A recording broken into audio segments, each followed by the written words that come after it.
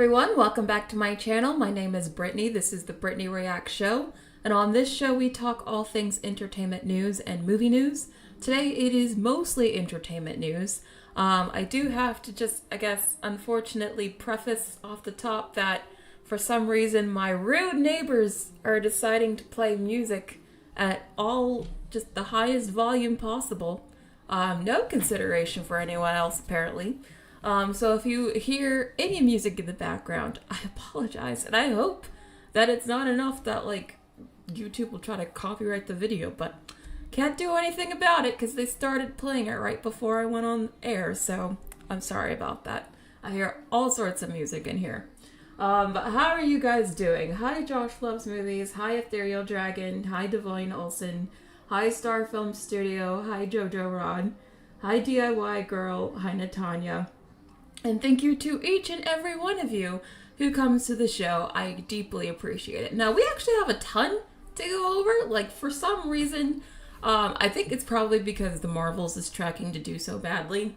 But Variety just came out with another article that we're going to talk about today where they're just admitting a lot of behind the scenes issues that Marvel is having recently, and that they're kind of hitting the panic button because they're realizing that audiences are losing interest.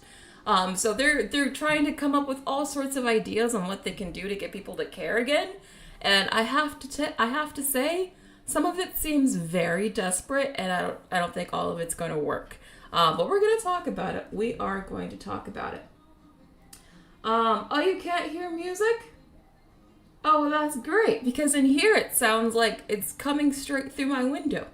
So if you guys can't hear it, that's great. It might be better than the chimes. I don't know. The chimes are literally every 15 minutes, y'all. Every 15 minutes. I thought the chimes were kind of cute and charming at first, but now they're annoying AF. But anyway. But yeah, we're going to talk about that Marvel article. In fact, why don't we just get straight to it, because we do have a lot to talk about. And then at the very end, if you guys want to stay past the member question, I'm going to get into my Five Nights at Freddy's review that I've been promising you guys. I finally am going to get around to it, so just make sure you stay to the very end of the live stream. And then you'll be able to hear what I thought about the movie. And it will be a spoiler review, so just be warned, the Five Nights at Freddy's review, I'm going to tell you all the twists and turns, I'm going to tell you everything. You can't hear it! Oh, that's so great. That's so great. Yes, the chimes are every 15 minutes, I know. And they start at 8 a.m. I don't even need an alarm clock, I just have the chimes. Alright, anyway, getting to entertainment news. Yes, this article from Variety is, I would say it's a hit piece. I would categorize this as an attempted murder, or maybe not an attempted murder, an autopsy. That's what this is. This article is trying to understand what went wrong with Marvel. Who is to blame? Who are the players at fault here? What's going on? And they have some really great graphics here that I want to show you. First is this cover. Look how you have all the main Marvel characters that are left. You got Ant-Man, Miss Marvel, Loki, Captain Marvel, all of these, the new main characters essentially. And then you have all of these Marvel fans walking away. Look at this. They're literally turning their backs to them, and Pete is not Pete. Who's Pete? Scott is oh my god, everyone's just going away. What's happening? I mean, this is pretty damning. And this is probably my favorite piece of art here. Hold on, I might have to remove the chat for a sec, because this just also shows you the line going up and the line going down, and it shows you how the Marvel was built on having all of these big superheroes. And now it's now that it's declining, it's just got Captain Marvel. I'm going to remove myself. Hold on. You got Captain Marvel. You got, again, Ant-Man. You got, what's his name? Oh my god, why am I drawing a blank? Dude from Secret Invasion. Nick Fury. God, why can't I remember his name?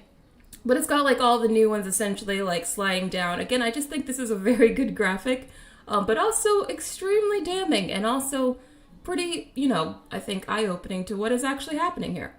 So anyway, oh, now I took down everything. Yeah, now I'm back. Just wanted to show you those graphics because, again, this is Variety. This is one of the main trades here. So this isn't some rinky-dink little site. This is like the industry reporting on itself, and it's reporting not a pretty picture on what's going on with Marvel right now. Yes, the graphics are savage. Ryu says the don't go look is hilarious. Yeah, the don't go look. Yeah, you're talking about it right here. Yeah, the don't go look is pretty bad. Fury, yes. I don't know why I was drawing a blank on his name. Ethereal Dragon says Marvel has been in trouble for years. Yes, but I think 2023 is the year that things changed. I think 2023 is the year where they no longer can ignore the issues because now they're getting movies that are just like flopping left and right. Not just like mildly flopping, but like catastrophic bomb. And we're going to talk about what's going on with the Marvels in a second. But we found out a lot of interesting information from this article that I want to get through. So one of the things we learned about is that the Blade movie is apparently a mess. I mean, I don't think anyone's surprised by that. This movie has already been delayed a number of times, and that was before the strikes. So apparently, the Blade had many script issues. They've had to hire a new writer, the same writer that was on Logan, to completely start the script from scratch. And this new movie will cost less than $100 million, which is really good. I think that shows that Marvel is already starting to think about budgets and getting their budgets in check. If this movie's going to be less than $100 million, that's very smart. But what's not smart, look at this. Listen to this. At one point in the story, reportedly, the movie was going to be led by a woman who taught life lessons, and Blade was going to be relegated to the fourth lead. So, essentially, in the words of South Park, they were going to put a chick in it and make it lame. I mean, again, this is just so, like, on the nose. But, like, why would they do that? On Blade's first movie, why would they make him the fourth most important person in his own movie and make it about some other woman? In fact, I think it was supposed to be his daughter. Like, that makes no sense. You're already trying to pass the mantle in the first movie he's in? Why don't we let him get his own trilogy first before we start thinking about passing the mantle? What is this? Why were they ever thinking at any point in their lives that anyone wanted to see this? This is just like highlighting everything that is going wrong with Marvel right now. Like, who wanted that? Why did they think that would be a hit?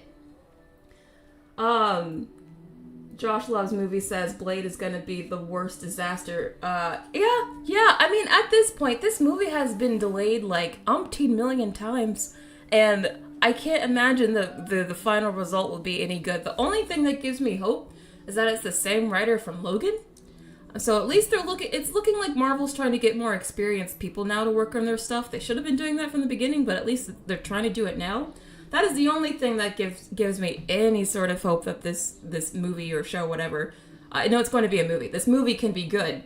Because if this is what they were going to do at one point, what are they going to do now? Like, I can't imagine. Oh, I'm glad you're here, Quiet Rabbit. Jenny says, I really do think their biggest mistake was relying so heavily on Disney Plus on building their characters and TV shows that not everyone is going to spend a monthly subscription or time on. Yeah, the Disney Plus shows killed Marvel, like 100%. I mean, that was very obvious since like 2020, in my opinion. As someone who is a big nerd and like I've watched all these shows and I've been following along with like, I'm so sorry if you can hear so much in the background. It's just, I can't control what goes on in here. But I remember back in 2020, like, it started off with a peak with WandaVision. And then by the time Loki came out in December, it was like no one cared already. I really think this all happened within, like, the span of less than a year. I don't even think it really took 2021 for things to start going awry. All WandaVision, everything came out in 2021. I don't think it took until 2022. That's what I meant. 2022 before all this stuff started falling apart. Because I really do think by the time Hawkeye came out, people had already stopped, like, watching everything. People had already stopped caring. This has been, like, a slowly moving disaster, and now 2023 is, like, everything is coming to a head. Yes, I know, NYC is always wildin'.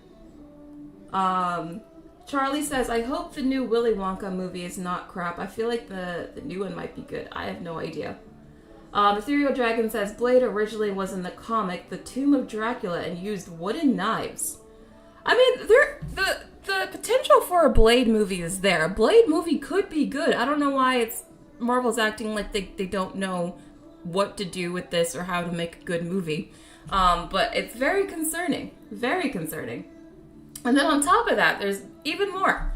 Marvel has discussed moving away from Jonathan Majors Kang for the multiverse saga. One plan they're looking at is pivoting to Doctor Doom. Apparently Marvel is truly effed with the whole Kang angle. I mean, that's obvious. And they haven't had any opportunity to rewrite until very recently because of the writer's strike. But I don't see a path to how they move forward with him. So not only are they having this issue where they can't get like any of their new movies straight because I bet there's like so much happening behind the scenes, like they can't even get like someone to write a script because they're constantly changing the universe at this point. But they're also not sure of what their villain is even going to be because apparently they're thinking of moving away from Jonathan Majors. I mean, I think this makes sense. I called this all the way back when those allegations were first made. Yes, innocent until proven guilty, obviously. But a lot of everything that has happened since then has made him look super hella guilty. He might not be, but between that fake AF video where he's trying to save that high school fight, the leaked text messages where it makes his alleged victim look like she was trying to protect him, all of the other shady stuff he's been doing, it looks very bad for him. His reputation is definitely in the mud. And then on top of that, with Loki season 2, a lot of people don't even like his performance. I think his performance as Victor Timely was atrocious. Atrocious. I could say that word, atrocious. I thought it was truly, truly bad. I thought he was over the top. I thought he would have made Jim Carrey in the 90s cry for how much he overacted. And I like Jim Carrey, okay? But this was not the performance to go for, like, full 90s Jim Carrey. But he was. And, like, not a good performance from Jim Carrey, but, like, a really bad one. And it was just so, like, comedic. I mean, if anyone's watching Loki, you know what I'm talking about. Some people like it. Some people like his performance. But I mean, I don't... The reason, apparently, Marvel decided to make Jonathan Majors the main villain anyway is because apparently they just thought he was such a good actor, they had to. But I'm sorry, even in Quantumania, I thought he was just okay. So I don't understand where this whole, like, oh, he's an actor, he's a thespian, he's a, you know, he's a actor's actor. I'm just like, he's a theater actor who I can always tell is acting. Now, I didn't see Creed. Maybe he was really good in that, so I can't speak to that. From the Marvel performances I've seen from him, though, I have not been impressed. So, on that note, I can see Kang going. I don't think Kang was ever well written. I think it was dumb how he went out the first time by a bunch of ants. I think they've had better villains that were more fleshed out that I just think Kang's not even that interesting. I mean, people aren't even watching Loki, and Kang's a big part of that. So obviously people don't care about him that much. So I think it makes sense to pivot to a different villain that might be more interesting. A lot of people really like Doctor Doom. Hopefully we can get a better version of him than whatever the F we got in Fan 4 Stick. I think the bar is pretty low. So Marvel should be able to do something good with that, but who knows? Who knows? At this point, I'm honestly... I'm hesitant to even, like, being like, oh yeah, Marvel can definitely make this good, because we don't know. A lot of their stuff has been truly hit and miss lately, so we don't know. I'm really nervous about what they're going to do with X-Men. I think they've already been kind of shaky with how they've introduced the X-Men. Okay, now I'm just kind of ranting now. Alright, okay, sorry, let me keep going. What I'm trying to say is, they need to make a lot of changes, and this is one change that I do think makes a lot of sense. But I think the fact that they're even considering this means they must be panicking. Like, they have to be, like, hitting the alarm bells, hitting the panic bells, because if there's no Kang, that means there's no Avengers Kang Dynasty. And if there's no Avengers Kang Dynasty, that means they canceled an Avengers movie. They canceled an Avengers movie. Do you know how down and out Marvel has to be to cancel an Avengers movie? I mean, but that's where they are right now. I mean, I think it makes sense. Just go straight to Secret Wars so everyone can get to X-Men quicker, which is, I think, obviously what it seems like they're doing because they know people actually care about X-Men. But it's just kind of embarrassing. Like, to cancel a whole Avengers movie because your universe is failing that badly? I mean, that is embarrassing. That is like a public L. A huge public L. Are you guys surprised by any of this? Are you sad to see Kang go? Do you think he should have gotten another chance? Ethereal Dragon says, yeah, MCU already screwed up Kang. Yeah, I mean, they did not. They have not been writing him well. Joshua Munn says, Kang is barely even in any of the 1984 and 2015 Secret Wars comics anyway. Doctor Doom was the main villain of both, not even the Beyonder, not even the Beyonder Doom stole Beyonder's powers in both Secret Wars comic runs. Again, I don't read the comics, I'm sorry. I just know the movies really well. I just think that there obviously can be a better villain. I thought the High Evolutionary in Guardians was a better villain. I thought, I mean, they've had good villains. Like, Hela was a good villain. The guy, the first villain from Black Panther, he was really good. They've had good villains. I just don't think Kang has been one of them. And I could tell what they were planning to do. After seeing Loki, I could tell the plan was probably to just keep reintroducing him as like a new person, like a new version of Kang. And like they'd probably defeat him every time until he just got stronger and stronger. And then, like, his strongest form was probably going to be in Avengers Kang Dynasty. I feel like that's what they were setting up, but no one cares. So, I feel like just take the whole, like, what's going on in Jonathan Major's personal life, just use that as an excuse to just drop him, drop Avengers Kang Dynasty. Honestly, they should just drop half the slate they have coming up and just, like, haul ass to Secret Wars. That's what I would tell them. And they might actually do it. Who knows? At this point, it's seeming like they're very, very desperate. Josh Loves Movie says, it's going to be Avengers the Doctor Doom Dynasty at this point. Oh, so Josh thinks there's still going to be a second Avengers movie. They're just going to, like, change who the villain is? I don't know. Because I really do think that they just want to get to the X-Men. And there's been lots of rumors that they want to use Avengers Secret Wars to reboot the Marvel Universe, and they probably are. And I feel like with Marvel doing so poorly, they need to reboot now, not later. Because if people are already losing interest now, can you imagine in just like 3 years? People are going to give even less of an F 3 years from now. And they already give very few Fs to begin with. So they kind of have to sprint to the reboot, in my opinion. So I think they should just cancel this second Avengers movie they had coming out before Secret Wars and just go straight to Secret Wars. And it sounds like that's kind of what they're doing. The Little Mermaid's sexy. Oh my god. Five Nights at Freddy's is actually the best movie I've ever watched. Oh, I'm glad you liked it. We'll be getting to the review at the end. Mickey says, Marvel must really like Kang. He's just a boring mid-character to me. I don't get why they want him in more and more movies. Well, they did. As I said, I think their whole plan was just to keep reintroducing him as someone new. But I don't think that's going to work out because it's not working out so far. Rachel says, I don't think they have the budget to survive another 3 years. That's the other thing.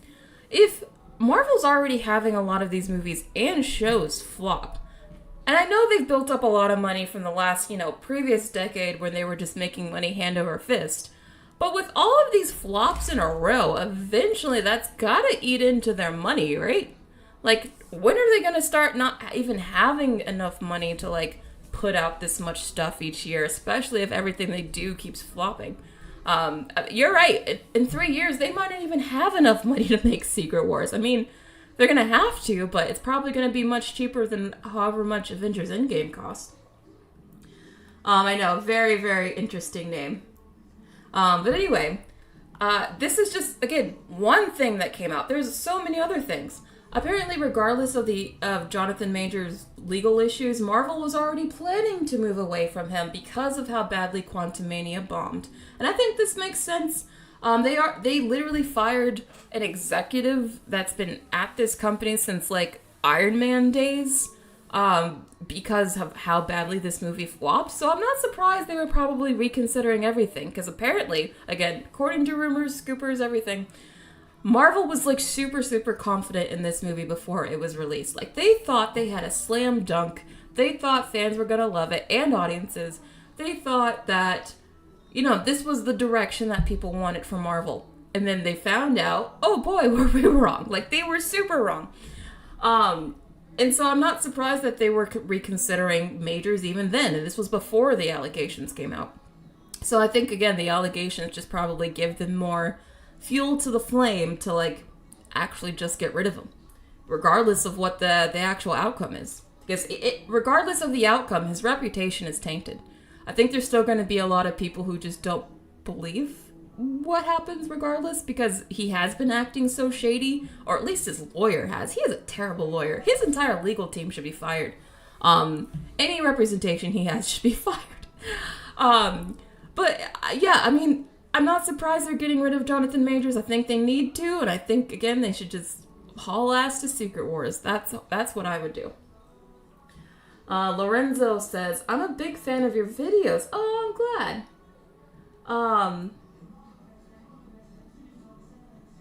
I am going to make some segments out of my live stream soon. I wanted to do that this week, but I've had so many other things in my personal life to do that I haven't had time.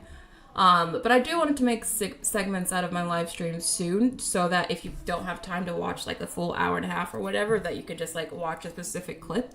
So I am going to start doing that soon. Joshua Munn says, that article alluded to the visual effects artist striking too, so I think it's Jover for Marvel. Oh no, I missed that part. I didn't even see that part, Joshua. Yeah, if the visual effects artists do strike, oh man. Oh, it is so Jover. It is so Jover. It's so Jover, Marvel might as well just be dead. Like, those movies are basically animated. They're like the live action Lion King movie, where it's not actually live action. Most of these movies are basically just animated with like occasionally some scenes with real people in them. Everything else is a cartoon at this point. So if visual effects artists go on strike after the strike they've already just had, oh man. I mean, I think that'll be bad for all of Hollywood, not just Marvel. But yeah, Marvel, I don't think ever will recover from that, especially if they demand more money. That will make every budget for every Marvel film probably double if they ask for more money. So that means they'll either have to require scenes that need less CGI, so they need less visual effects artists, or we're just going to get dramatically less Marvel content, which is, I think, honestly what we need anyway. But yeah, if that happens, that would be very bad for Marvel.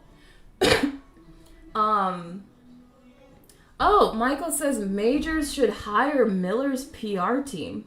I don't know. I don't think Ezra Miller has good PR either. I mean, I think part of the reason the Flash bombed so hard is because I think Ezra Miller's reputation is also terrible.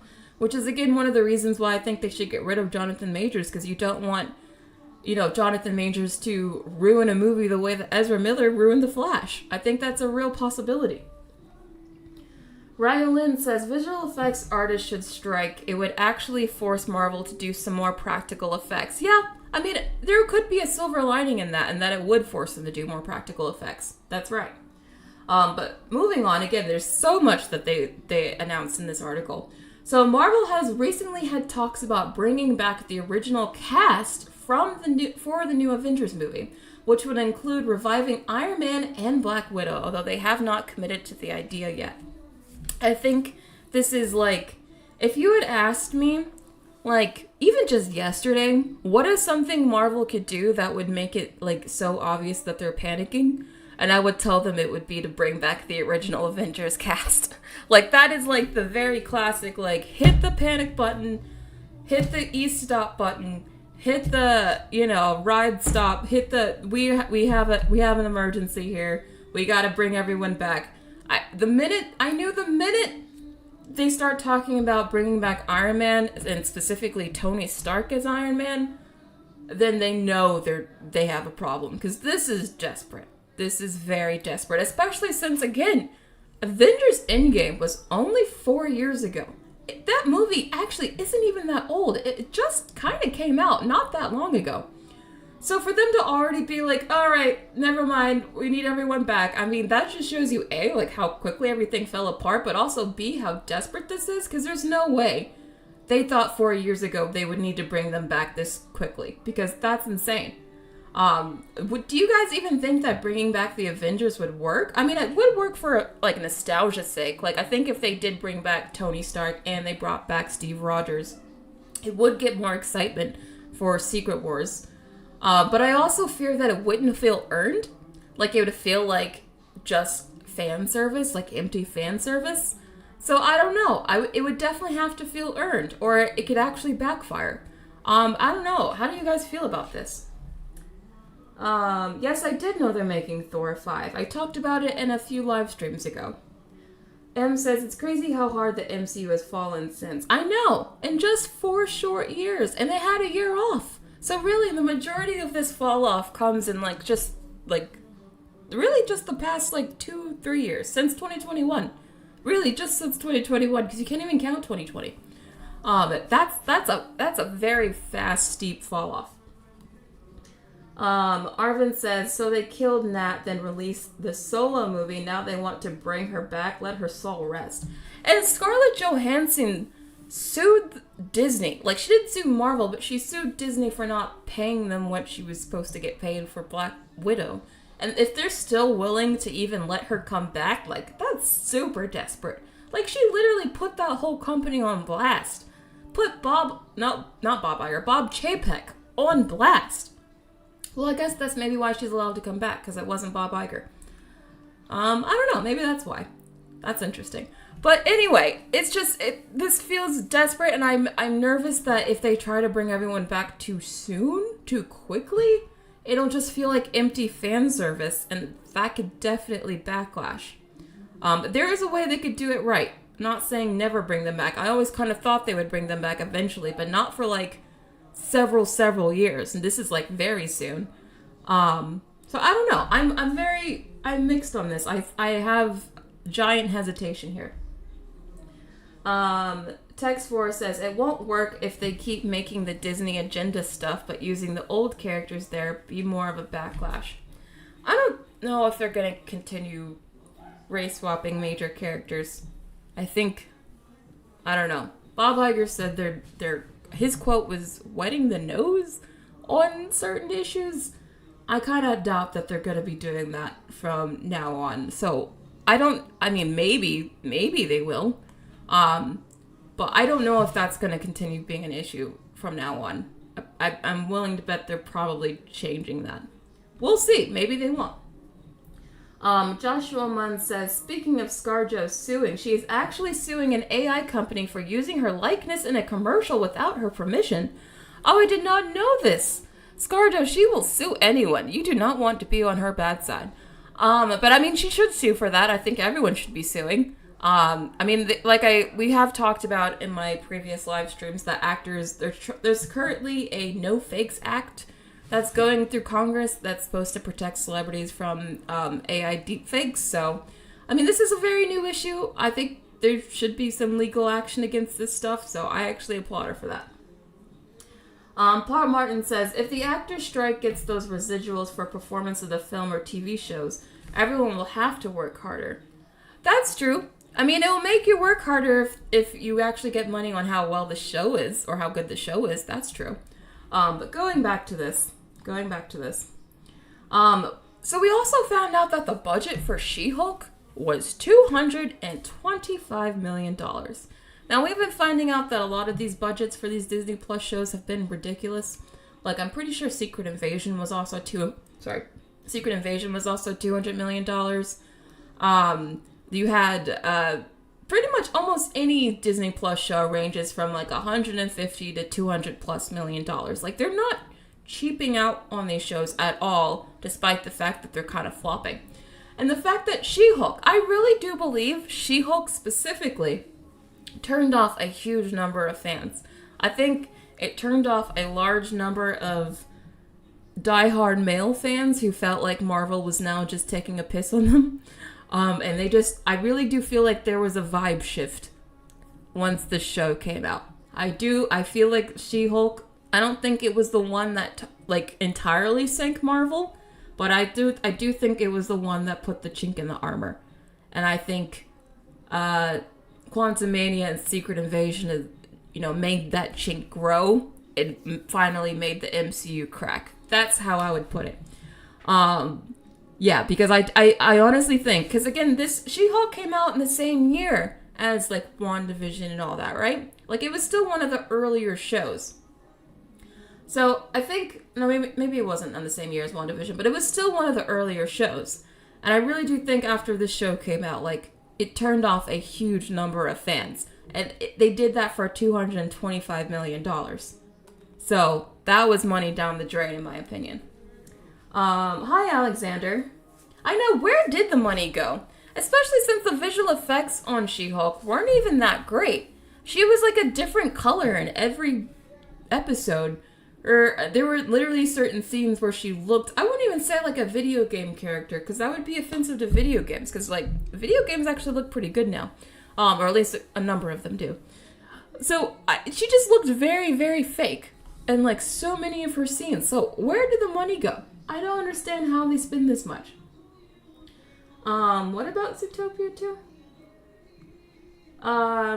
Nicholas says, and what the hell? The story is way too small for that kind of budget. Exactly. It was literally just a comedic lawyer show with some occasional superhero elements. I wouldn't even call it a superhero show. It was literally more just kind of a comedy legal drama. And I would say it's kind of a comedy because it wasn't really funny.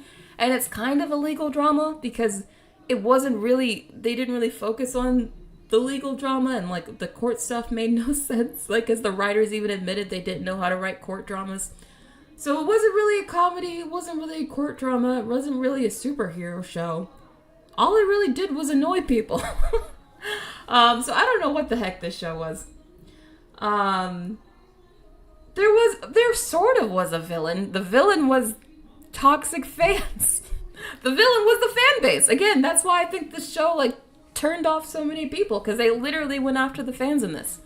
But again, moving on, there's more that we found out. So when the release date for Ant-Man and the Wasp: Quantumania was moved up, visual effects artists were squeezed even further with many having to work 14-hour days in no overtime. So we've been talking about how bad the visual effects are in a lot of these movies. Well, the reason why a lot of these movies have bad visual effects, and probably She-Hulk as well, is because they rush their visual effects artists. They give them no time to do their work properly. They constantly make edits and last-minute changes, so they have to redo everything in a short amount of time. They're overworking them, so they're not in their best mental state. They're not getting sleep, so that, they're obviously not working at peak performance. So that's how we get a lot of really bad visual effects, like what you even see in this picture here. Can you imagine?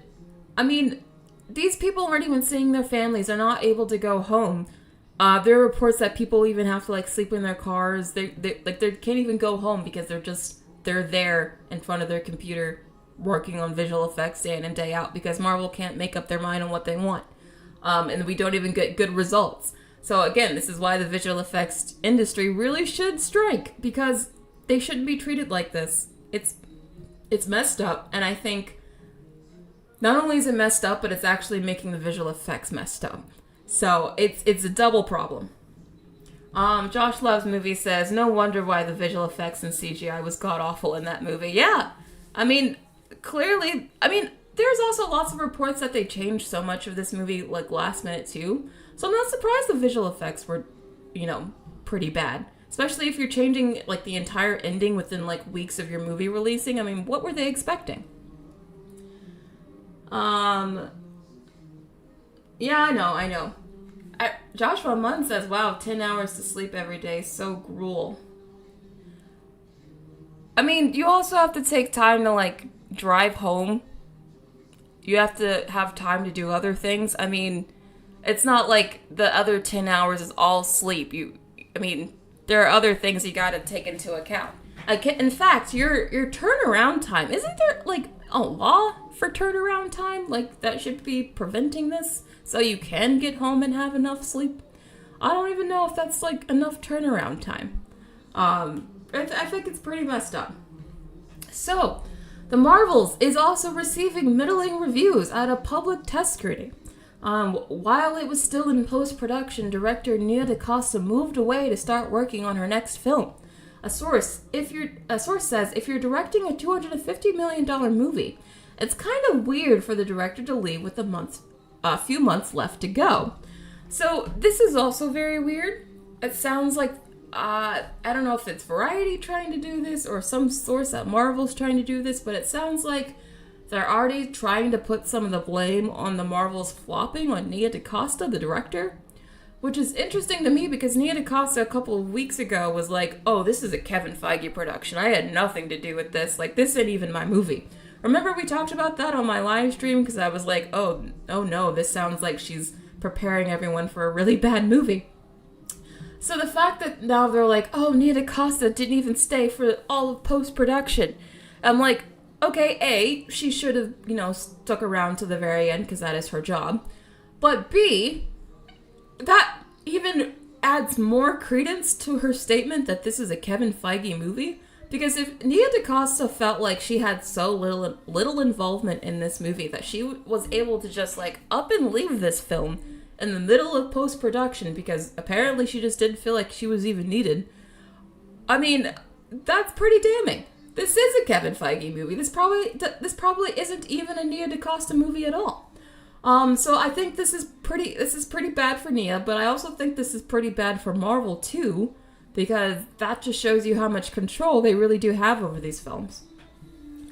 Everything that I'm seeing about the Marvels is telling me this movie is not just gonna do badly, but also probably be pretty bad. Ethereal Dragon says, there's no superhero movie fatigue, just terrible movie fatigue. But what if most of the superhero movies are terrible? So then you just kind of have two problems that are essentially the same problem. It could have just been, bad movie fatigue, but I think, if you actually take all the movies we've been getting, superhero-wise this year, the only good ones have been Spider-Verse and Guardians. Everything else has been, pretty divisive or received terribly. That's not a good track record. Rachel says, something tells me she's going to come out with receipts that she was basically kicked off the movie to make room for Kevin Feige. Yeah, I think when she's made those comments a month or so ago, I think she was trying to prime for that very thing to happen. I think she was trying to set the record straight. I didn't have anything to do with this movie. Because why else would she make those comments? And then now this, it's yeah, it's starting to seem like Marvel definitely took over this movie, fully. Josh Loves Movie says, Nia DaCosta's next movie is most likely Candyman 2, but she made the right move. She definitely made the right move, and I actually kind of liked the first Candyman. I thought the ending wasn't that great, but most of the movie was pretty good. And I honestly, I think with how many problems Marvel is currently having, I would not be surprised. Wouldn't be surprised at all if they're starting to have issues booking talent. Because why would a director want to go work for Marvel when it's starting to seem like directors are not getting along with them? And even talent. I'm seeing even people like Florence Pugh. She keeps throwing out really if you read between the lines shady comments about Marvel that basically say that I think she's regretting being a part of it now. And I'm sure she's not alone, especially if you have a career that's actually growing like she does. Now she's feeling stuck to this thing that's tanking. And she's going to be in Thunderbolts, which is probably going to flop. And she's probably oh no, I don't want to be a part of that. So yeah, unless you are just a really new up-and-coming director or an up-and-coming actor who just needs exposure, if you're someone who actually has a career going right now, I bet you should stay away from Marvel. Just stay away. You don't need them anymore. You really don't. Joshua thought it was boring. I thought it was okay. I thought, like I said, the first 2/3 were good. The last third, no. Ethereal Dragon says, if there is a superhero fatigue, then why isn't NCIS, CSI, and such fatigue a thing? I have been asking myself that question since I was a little kid. I don't know. My grandmother, she watches every procedural in the world, and I don't get it.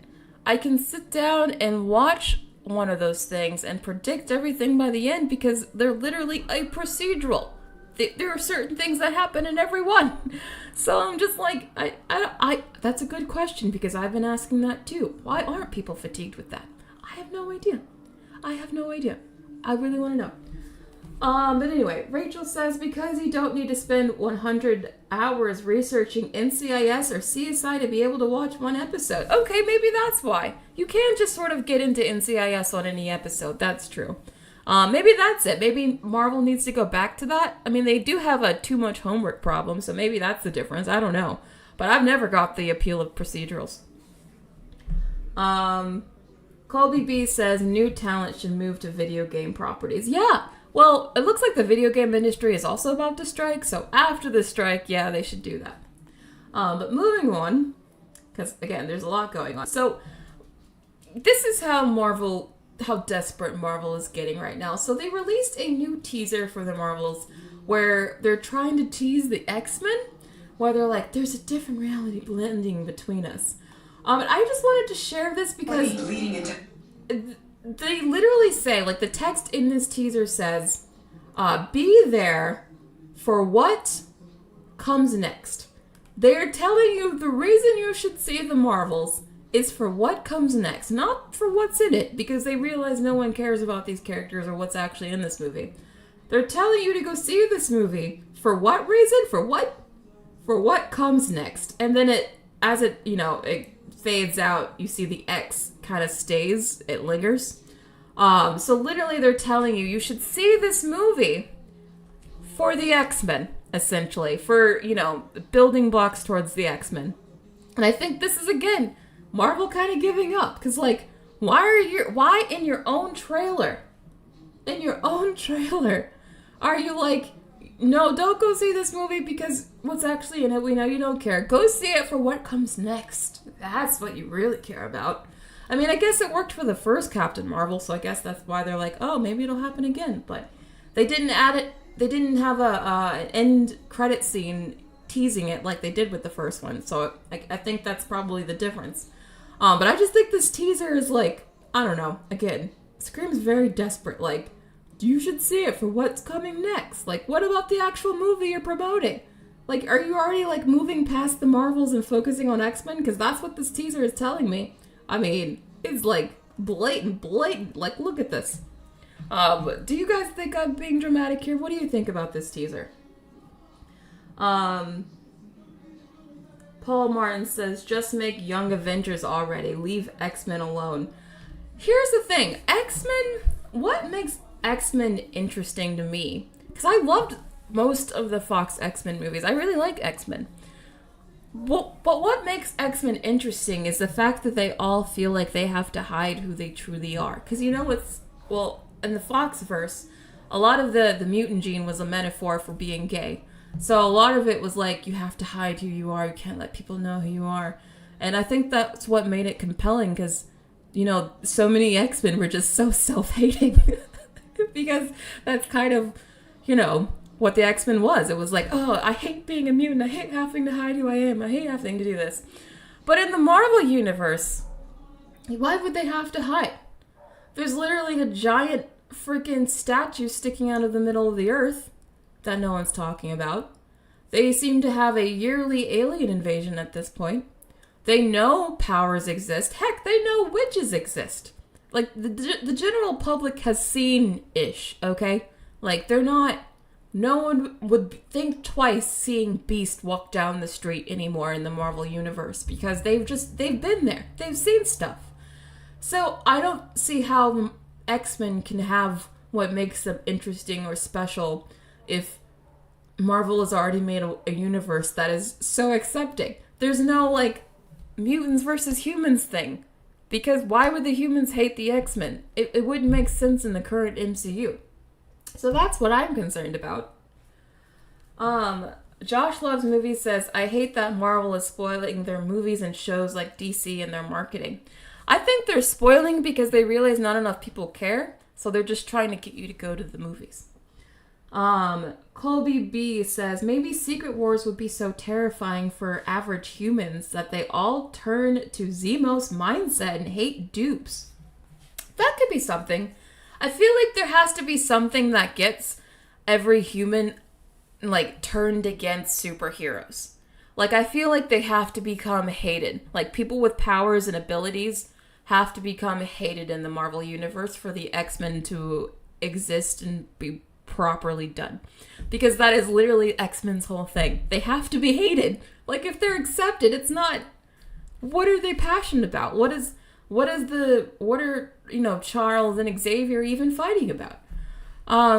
So I don't know. I feel like they gotta change some things. Adlad says, hopefully one day we'll get the X-Men versus Avengers storyline. X-Men versus the Avengers. I could see that. I could definitely see them doing that after Secret Wars. But I think that would only work, though, if they do the X-Men right. And who are they going to be the Avengers by then? I have no idea. I know you met Suze. Cheetah Viper says, Evan Peters was done dirty in WandaVision. Should have introduced him during the show. Evan Peters should have been his actual Quicksilver character. Him being Ralph Bohner was so stupid, made no sense, and it almost ruined, otherwise, I think, a really good show. I really liked WandaVision up until, like, the last episode. Everyone agrees the last episode is the worst episode. But I loved the rest of it so much that the last episode couldn't ruin it for me. But moving on, because, again, we got more to talk about. So the Marvels has a budget of $250 million. I think that's low. I think it's probably closer to $300, but let's stick with $250. And the movie is tracking to earn between $75 to $80 million during its domestic opening weekend. Now keep in mind the first one opened to around like 160, so that would be a huge drop, from the first one. Sorry you're hearing Prancer. But also, I think this is too high. I've seen other people predict that this movie could open as low as $45 million. And if this opened to $45 million,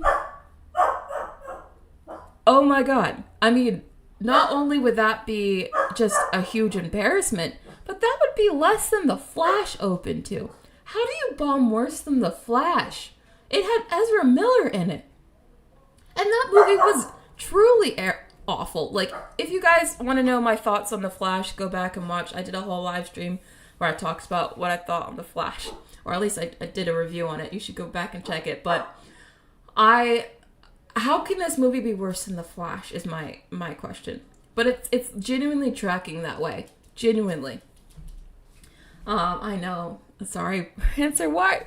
He's always taking over my live stream. I'm sorry. Loretta Banks says, the only character that I am interested on that poster is the cat. There is an entire cat poster. I guess they made that for people like you. So, I mean, the cat could be fun, I guess. I don't know. I am going to see this movie. As I told you guys, I'm going to review it, so make sure you subscribe to the channel so you don't miss my review. I'm going to actually review it the Friday it comes out. So I'm going to see it, like, pretty quickly. So make sure you stay tuned for that. I'm looking forward to it. All right. Moving on. Marvel Studios has started talking to writers about bringing the X-Men into the MCU fold. Now, I thought this was interesting because, as I was telling you earlier, I think it's very clear that Kevin Feige is, like, desperate to get the X-Men into the MCU much sooner rather than later.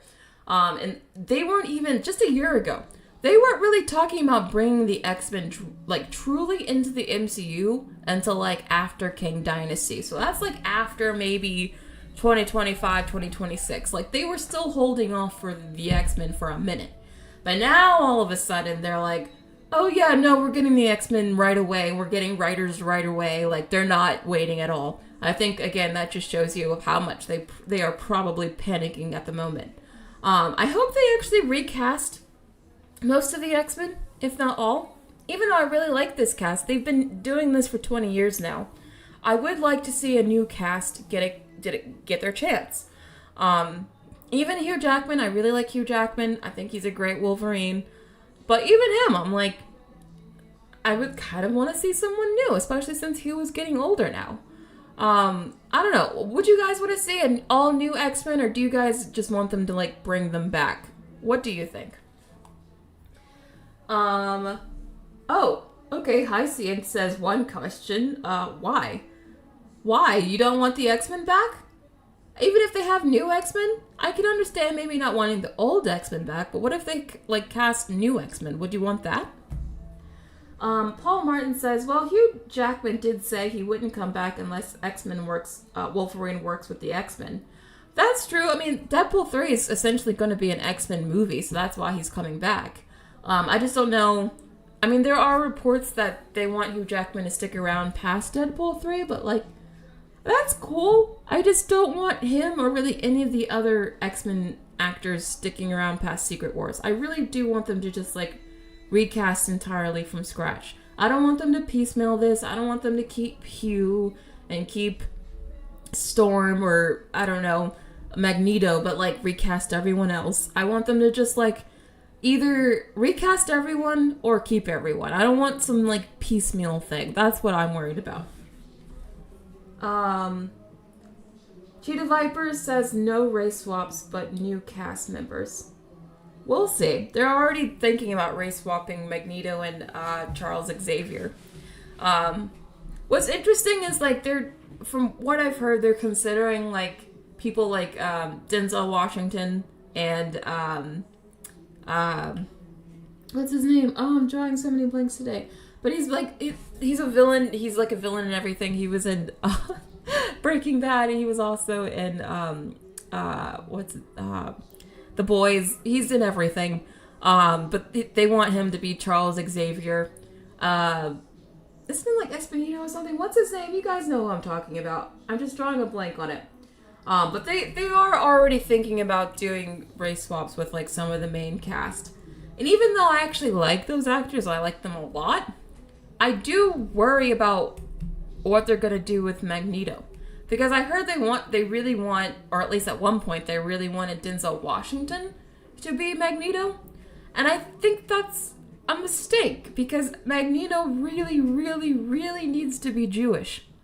And I think with what's going on in the world right now, if Marvel doesn't cast a Jewish actor for that role, I think that the X-Men will be done before it even starts. So, I mean, he's literally a Holocaust survivor. I think it would be highly offensive, actually, if they didn't cast someone who was Jewish. So, in my opinion, I think Magneto has to be Jewish. He can't not be Jewish. So, that's what I would say. Giancarlo Esposito, that's what I'm talking about. Giancarlo Esposito. That's what I'm talking about, yes. He's a great actor, really love him. I even think he gives the energy of Professor X. I really do. And honestly, I'm more okay with that race swapping than I am with Magneto. Because I really do genuinely believe Magneto should be Jewish. That should be a Jewish actor. I don't think they should play around with that at all, especially with today's events. But I do like Esposito as Professor X, even though I think it would still cause controversy. Aaron says, I want a gay Charles and Magneto storyline. Well, you know what? X-Men First Class is actually my favorite X-Men movie, because there's so much gay subtext between the two of them. I really like that movie. And again, a lot of the metaphors for the X-Men are supposed to be about, like, being in the closet. So it would make sense if there were, like, a gay subplot between them. There's even, like, you know, references to it, I believe, in the comics as well. So, I mean, it would make sense. I don't know if, like, Disney would be bold enough to do that anymore. And in this case, it wouldn't be forced, because it's actually a part of the original canon.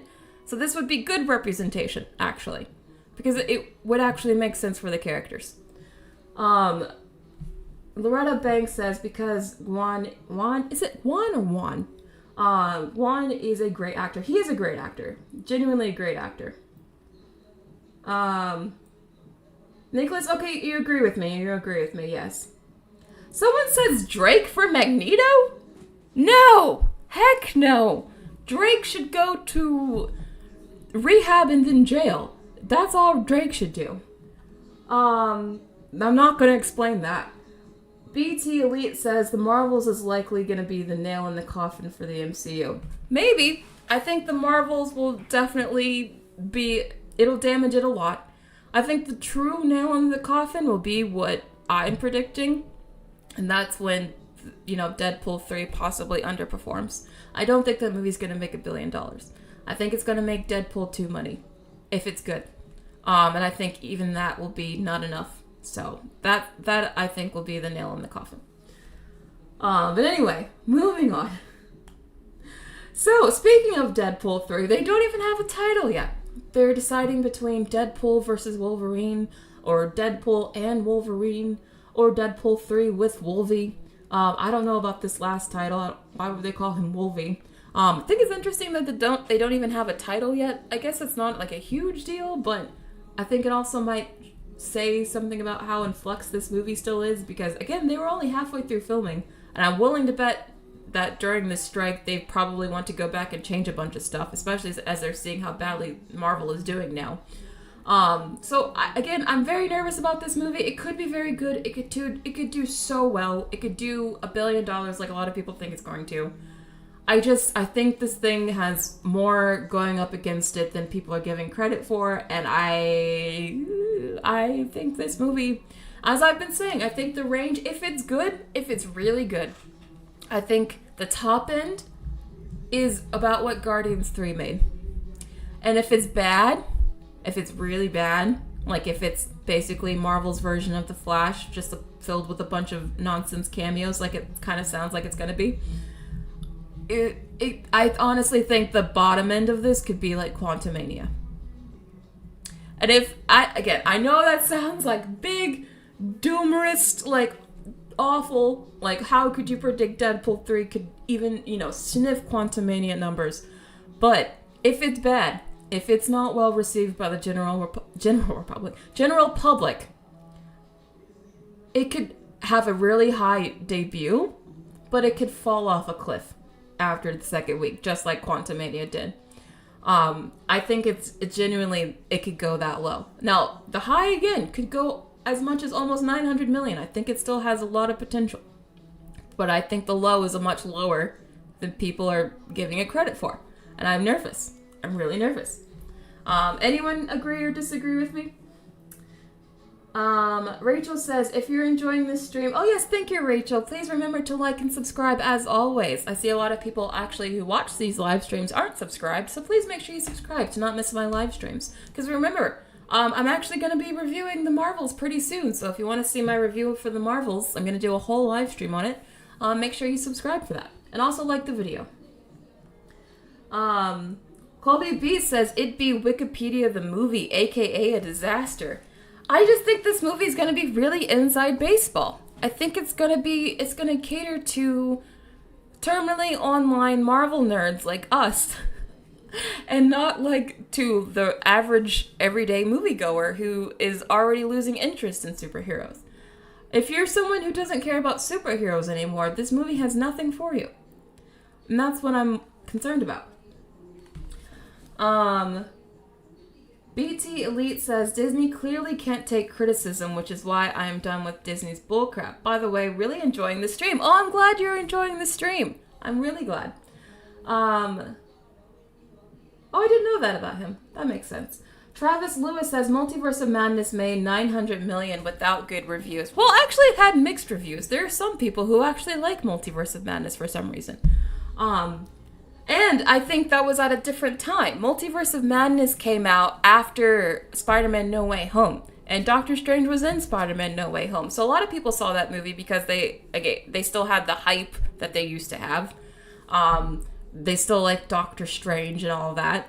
And essentially, because he was just in a very popular movie that made almost $2 billion. So that's why I think Multiverse of Madness did really well. But the fact that it did make $1 billion, even though it opened super high, I think shows you how much, people didn't like it. Or at least a large number of people did.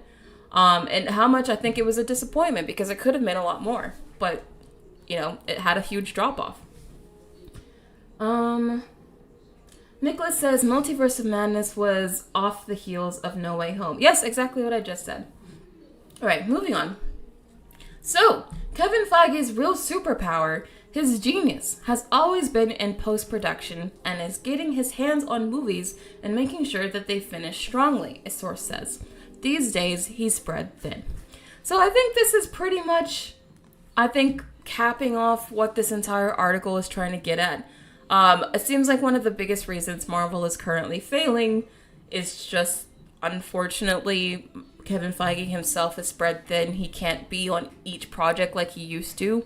So a lot of the time, us fans might be thinking something is a Kevin Feige decision when it might be some other executive or some producer we don't even know. So it sounds like those other producers and executives don't have the same Midas touch Kevin Feige does and might be like ruining certain things. I think they need to scale down production so that Kevin Feige has enough time to like give his all on every movie that he does like he used to. Because him being spread thin is not good for the brand. I think it's clear what's happening and they need to scale down a lot. Like a lot. Joshua Munn says people expected more of what No Way Home was, but with all of Marvel, but I guess that Deadpool 3 with Fox. Yes, I think what you're saying is that Deadpool 3 is just going to be like the X-Men version of what Spider-Man No Way Home was for Spider-Man. I mean, that's true. That's very true. But I still stand by my statement that the Fox X-Men characters are not as nostalgic as one Tobey Maguire. I'm telling you, as someone who I grew up in this generation, Tobey Maguire was my Spider-Man. When I was in elementary school, I had web shooters. I asked for web shooters for my birthday because I wanted to be Tobey Maguire's Spider-Man. He is why Spider-Man is so popular. I'm telling you, yes, Andrew Garfield is well-liked too. Well, sort of. He's more well-liked now after he's done No Way Home than I think he was before, but anyway. Tobey Maguire, just being in No Way Home is why that movie made almost $2 billion. Just because of how nostalgic he is and how well-liked his movies are. I'm telling you, because of how many times we have seen the Fox X-Men over the past decade, and how many of those movies weren't good, like X-Men Dark Phoenix or X-Men Apocalypse, they're not nearly as nostalgic as Tobey Maguire. So, I'm telling you, I know this is going to sound like a pretty big, claim to say, but I'm telling you, the entire Fox X-Men cast is not nearly as nostalgic as one Tobey Maguire Spider-Man. I'm telling you, just when this movie comes out, you will see. You will see that I'm right, and I will prove it all just by comparing Spider-Man No Way Home numbers to Deadpool 3, and you will see. Paul Martin says Tobey paved the way for superheroes. He really did. I mean, the original X-Men movies came out around the same time too. But what's different is that those X-Men actors came back several times since then. Tobey, he had not come back since Spider-Man 3, so that was different. Okay, a lot of people like Andrew Garfield. That's true, but I think it's I think it's safe to say he wasn't the majority of people's favorite before No Way Home. I think No Way Home actually made people like and appreciate his Spider-Man a lot more. Ad Lad says, I like Tobey as an actor, but definitely enjoyed Peter Parker's Spidey way before he came along. Okay. Well, he didn't have any other, big live-action movies, though. I'm just talking about the movies. Days of Future Past was very good. I like Days of Future Past. I like X-Men First Class. I like, that wasn't with the new ones. I mean, that was with the new actors, not the old actors, but, I like, what was the second one?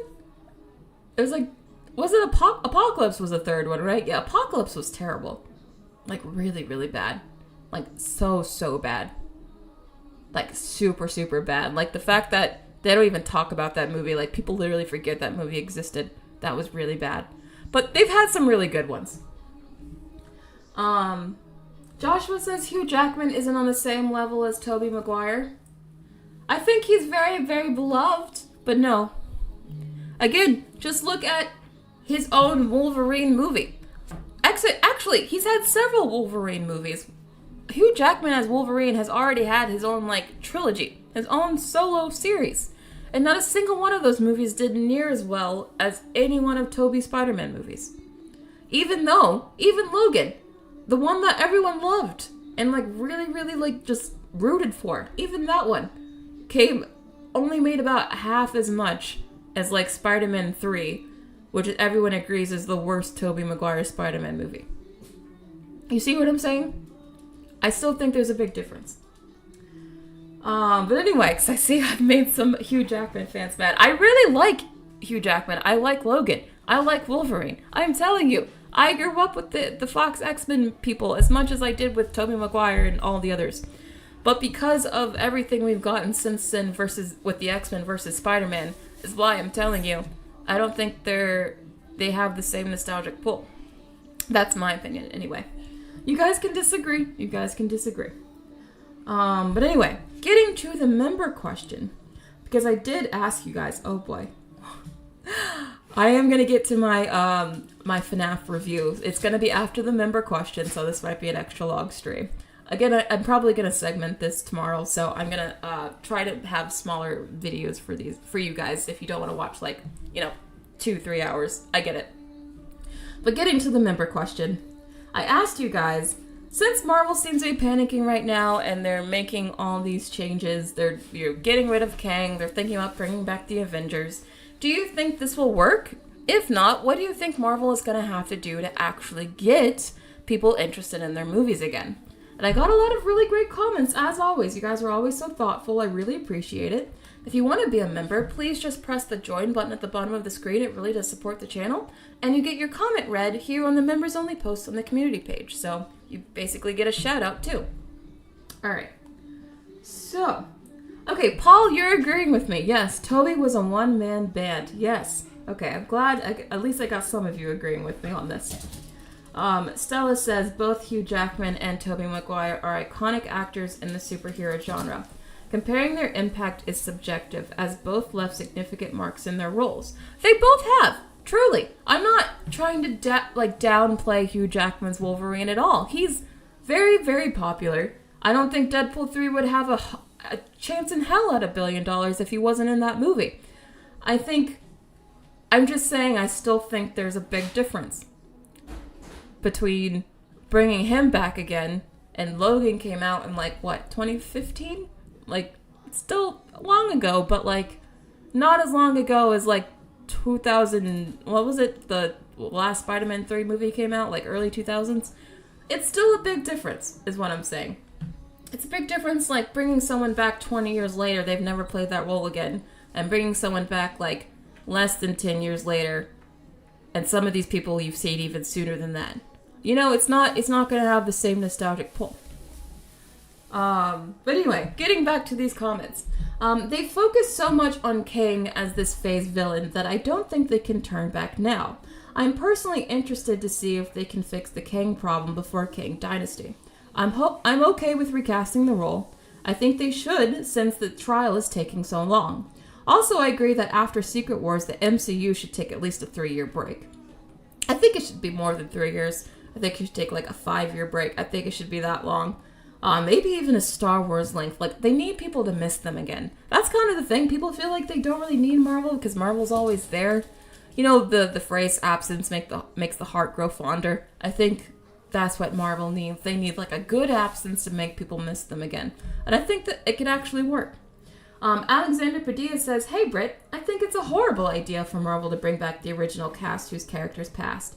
They concluded the story, and that's not Marvel's issue. Their issue is that the projects that they're making are trash and not focusing on one thing, not focusing on making good movies. The Disney Plus shows were a horrible idea that continues due to the fact that they involved viewers doing too much homework." Yeah, we've already established, we all agree, Disney Plus shows were a mistake. They've essentially killed Marvel at this point. I think it's pretty well written. But yes, I think bringing back the original cast concerns me just because it could feel like horrible, cheap fan service if they don't do it right. They could do it. I mean, there is a chance they could do it really well, and like we'll just have like the most amazing fan moment ever where we see Tony back and the whole gang together. It could be great. But it also could feel like Marvel playing with their toys again, and just like throwing, action figures around. It could also feel like that. Kind of like how Star Wars feels like they're just throwing action figures around. Like with Ahsoka, if you've actually seen Ahsoka, that just felt like they were, putting all of their Star Wars action figures on some playground and figuring out something through fan fiction. Like, that's what that show felt like. I don't want Disney to do the same thing to Marvel. And I feel like there's a very real danger of them quickly becoming like Star Wars, and that's very scary. Stella says, okay, where'd it go? Shifting focus from Kang might be challenging, but a well-executed transition could keep the narrative engaging. Recasting in a post-Secret Wars break could help maintain quality and creativity. I think a reboot could just keep things fresh again. Not only would it help untangle a lot of the timeline messes they've got going on, but it also could just, like, as you said, just get people interested in something new. I just think Marvel needs to feel new again. It just feels very stale. Rachel Reads Romance says, besides doing a hard reboot, the thing we want the most, I think Marvel's best hope for success is just giving the fans what we want. We don't want endless TV shows with characters we've never heard of. Instead, focus on giving us great versions of Fantastic Four and X-Men. Maybe even finally getting a Squirrel Girl movie. Why do people want a Squirrel Girl movie? I feel like they've been trying to do that for years. That's such a random thing. But yeah, I do think it's weird that they didn't want to focus on X-Men sooner. Like, I feel like after Endgame, they should have just immediately gone towards X-Men. Like, why did they start off with, like, giving us shows for, like, Echo? Like, why did they start with Echo? Because Echo's originally supposed to already have come out by now. Why were they going to start with something like that, but not X-Men? That makes no sense. It doesn't seem right or fair to bring back the original Avengers. A lot of those actors have said they are ready to be done and put in their time. Oh yeah, a lot of these actors are like, oh, time to go. Gotta go. Even if they got everyone back, I would still have concerns of quality after how bad the last 3 years have been. I think it's better to start fresh with other franchises. I think, honestly, now that video games are becoming so big, I almost wonder if, like, okay, stay with me now. I almost wonder if Marvel could start to, like, adapt certain video games. Even though the video games themselves are adapting the comics, what if Marvel decided to start adapting their own Marvel video games? I know that kind of would be sort of like a weird circle moment, but since video games are so popular, they could give it a chance. Do you guys, anyone who's a gamer, think that could work? I think that might be something Marvel could switch to doing if they have to. I don't know how many games they have that they can adapt, but I'm sure they have something, right? If you're a gamer, please let me know. I'm sure there's lots of Marvel games they could do, because I know there's lots of DC games. Like, I don't know if you guys have, has anyone played the Batman Telltale games? They're like, interactive Batman, games. I've played it. They're really, really good. The story is so much better than, like, I like the game even better than the Batman. Like, there's some really good stories out there in video games that maybe Marvel can go and adapt now. I don't know, but they do have to try something different, I think. Insomniac is making a Wolverine game, that's true. Maybe Marvel itself should just start making games. Maybe instead of adapting games into movies, they should just start making games. If Wolverine is having a game, the Spider-Man game is doing really well, maybe Marvel should just start making games. Maybe? I don't know. I feel like they kind of have to start thinking outside the box, to be honest. I think all of Hollywood needs to start thinking outside the box. The CoverGirl official says, I don't know if I trust Marvel to actually make good movies. And that is their biggest problem right here. The fact that they have just ruined their goodwill and they have people that don't even trust them to make good movies anymore is a huge problem. Joshua Munn says, One thing missing is previous CEO Bob Chapek drove the company into a $1.5 billion loss over Disney+. He was the one that demanded all the Disney Plus Marvel series and increased pace of production. There was also a lot of infighting between Chapek and Feige, and most of the issues listed in that article exist because Chapek was attempting to micromanage Marvel. Not to say Kevin Feige is perfect, but it wasn't a creative first environment. Okay, yes and no. I agree with some of what you're saying, Joshua, but not others. Yes, Bob Chapek had some involvement in Marvel's downfall. If we all go back to that investor day in 2020 that we keep talking about, was like, so in hindsight, that day just ages worse and worse with each day. The day where like Marvel and Star Wars and Pixar, like everyone announced their like 10 different Marvel shows or whatever, and like it was a big day or whatever. At the time, people were very, very excited. But that day has now lived on in infamy because so many of those shows that have been announced since then, either they've been canceled, or they were flops, or they weren't that good and they divided their audiences. I think that day, yes, Bob Chapek was technically CEO when that day happened, but Bob Iger was technically right behind him, still pulling the strings. He was still at the company at the time. He was still on the board. If you listen to any of what's been going on with like the Bob Chapek versus Bob Iger fight, apparently Bob Iger didn't want to let go of his job. So, a lot of, basically, I don't think that all of what happened on Disney Investor Day was Bob Chapek's fault. I think Bob Iger had a huge hand in it, is what I'm saying.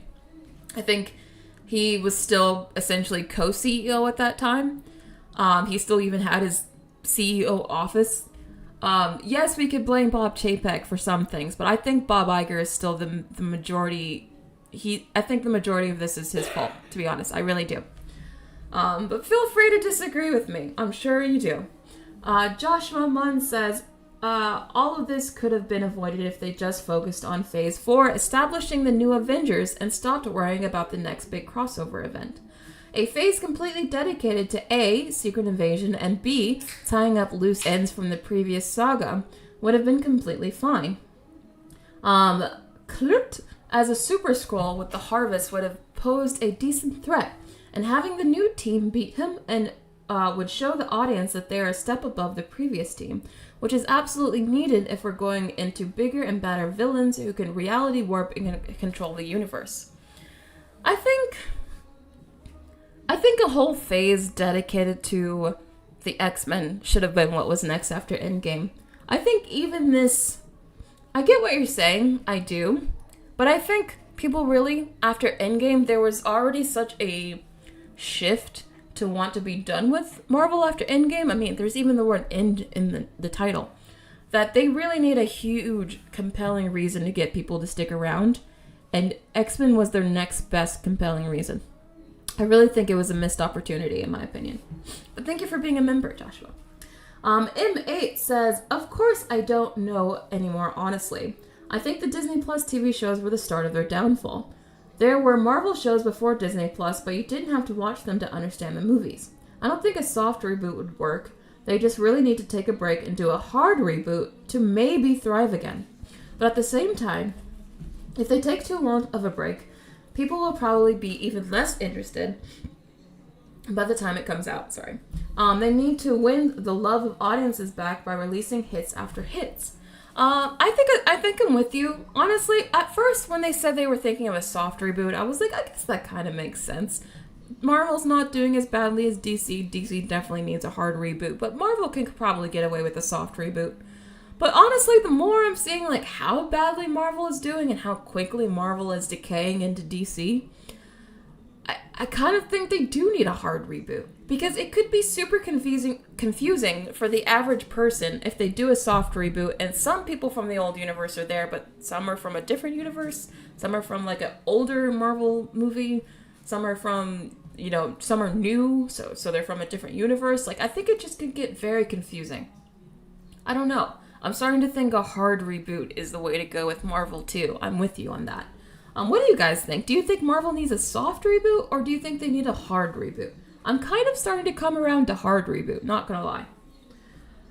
Um, Arvin says they couldn't use X-Men until 2024. That's the reason they started the multiverse saga.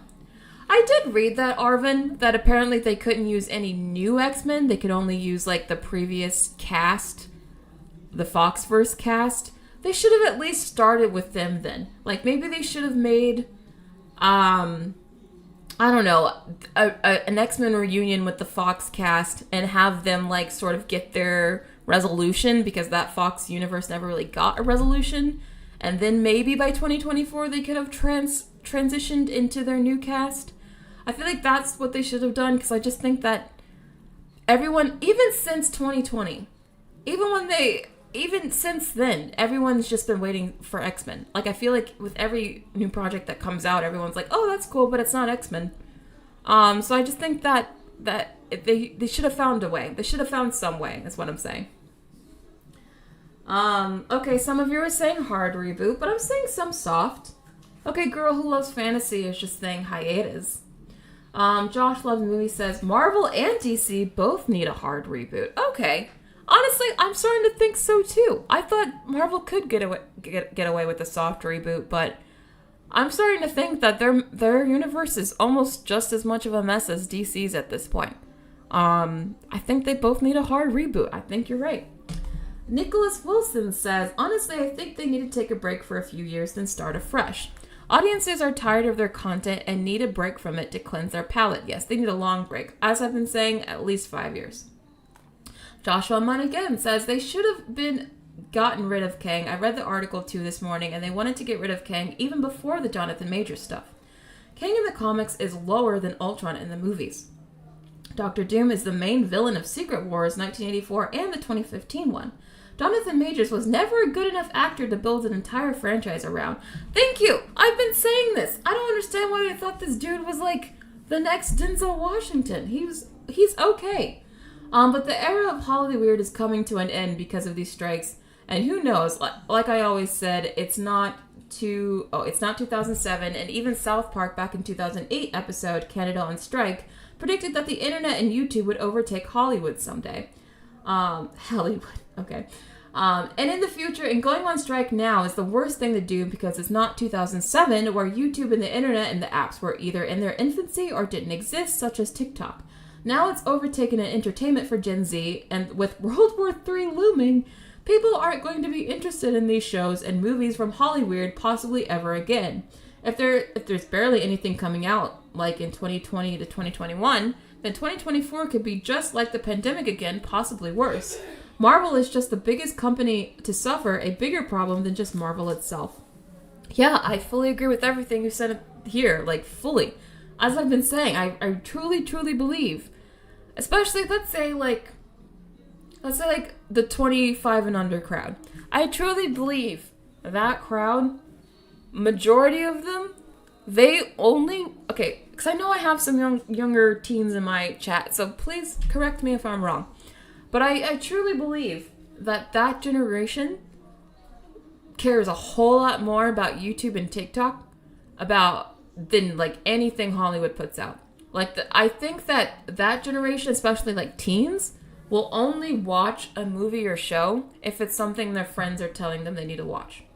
So they'll watch Barbie because Barbie had FOMO and you had to see Barbie. Barbie was an event. Also, Barbie was, cute and sparkly and very commercial. You had to see Mario because Mario. I mean, who doesn't like Super Mario? And of course, that became an event too. And, everyone was probably telling you to see that.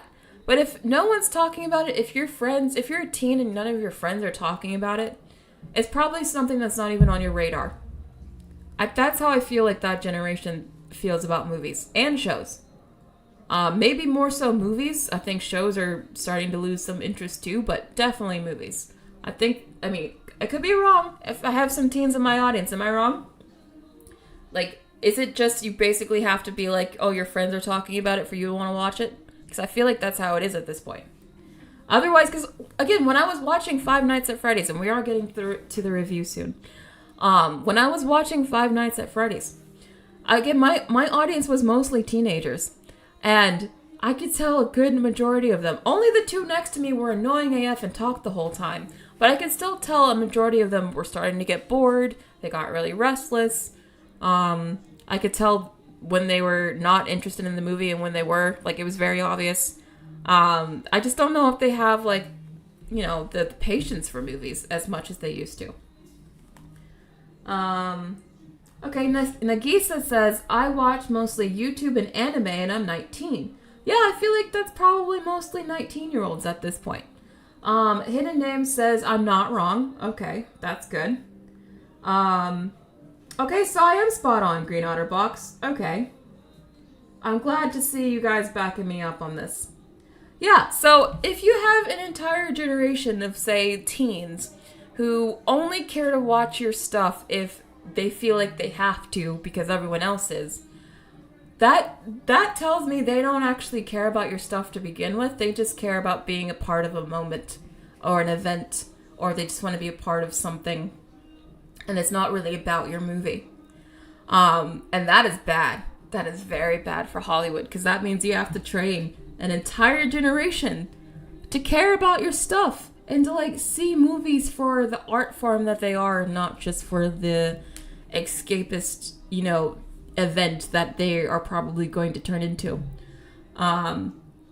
That's kind of where I think one of Hollywood's biggest issues lies, and that I don't think it's enough coverage at all. They have to convince an entire new generation to care about their stuff, because I don't think those habits are going to change as they get older. In fact, they could even get worse. They could get more solidified. They could, you know, these strikes could convince people to just stick to video games or just stick to YouTube. I think that is something that doesn't get talked about enough. I really do. Adlad says, not saying you shouldn't make progress in the entertainment industry, but would hate to see it go the way of TikTok or YouTube, or just have short-form content. I don't know if it has to be a bad thing necessarily, because YouTube has so much variety. I'm just going to stick with YouTube for now, because YouTube you can have longer videos. On YouTube, you can find, like, 2-hour documentaries made by people who, you know, just made it out of their living room. You could find, you know, fan movies that are actually really, really good. You could find online animated web shows by passionate animators who made it in their bedroom that could rival some of the animated shows that you see on Netflix. And that's stuff you're already seeing popping up now. Say, like, 5-10 years from now, when it seems like everyone moves to YouTube and, you know, becomes their own independent creator, I think YouTube is just going to become even more like TV. And it won't just be like, you know, just people talking on podcasts or, you know, regular YouTube videos. I think we're going to see a lot of, like, fictional stuff, too, made by independent creators. I think YouTube is just a platform, you know? You can post almost whatever you want on here. Almost. I really do think that YouTube is going to see a big shift over the years, and I think it's going to basically take Hollywood's lunch.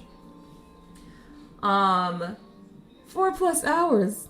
Oh my gosh, it's been an hour and a half that I know. I'm so sorry, y'all. I gotta get through this so we can get to my review. This is way too long.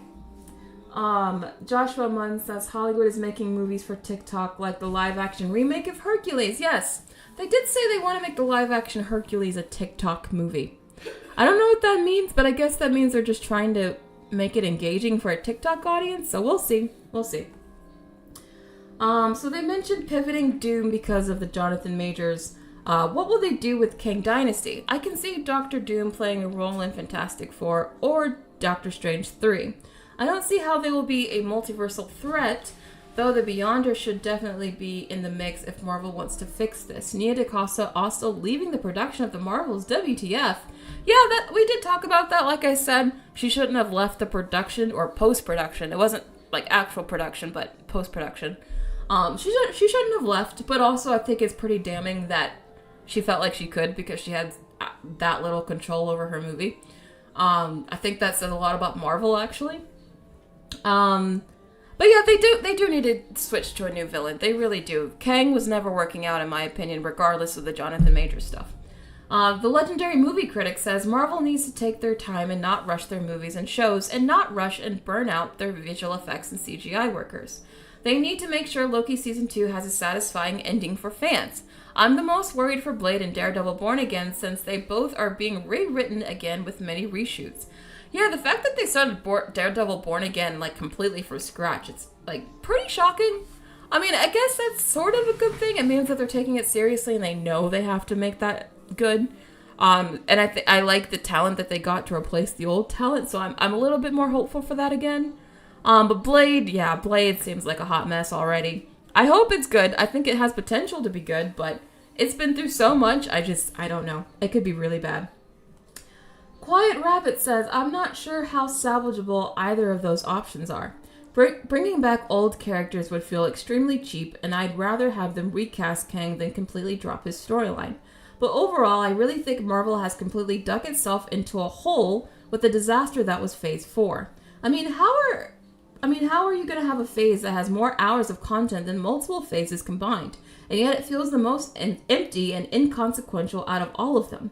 Even the biggest Phase 4 hits like Loki and WandaVision are barely affecting the MCU at large. Just look at White Vision completely vanishing, and Wanda having to do the exact same WandaVision character arc in Multiverse of Madness. Since this comment is so long, but I'm just... you don't have to apologize.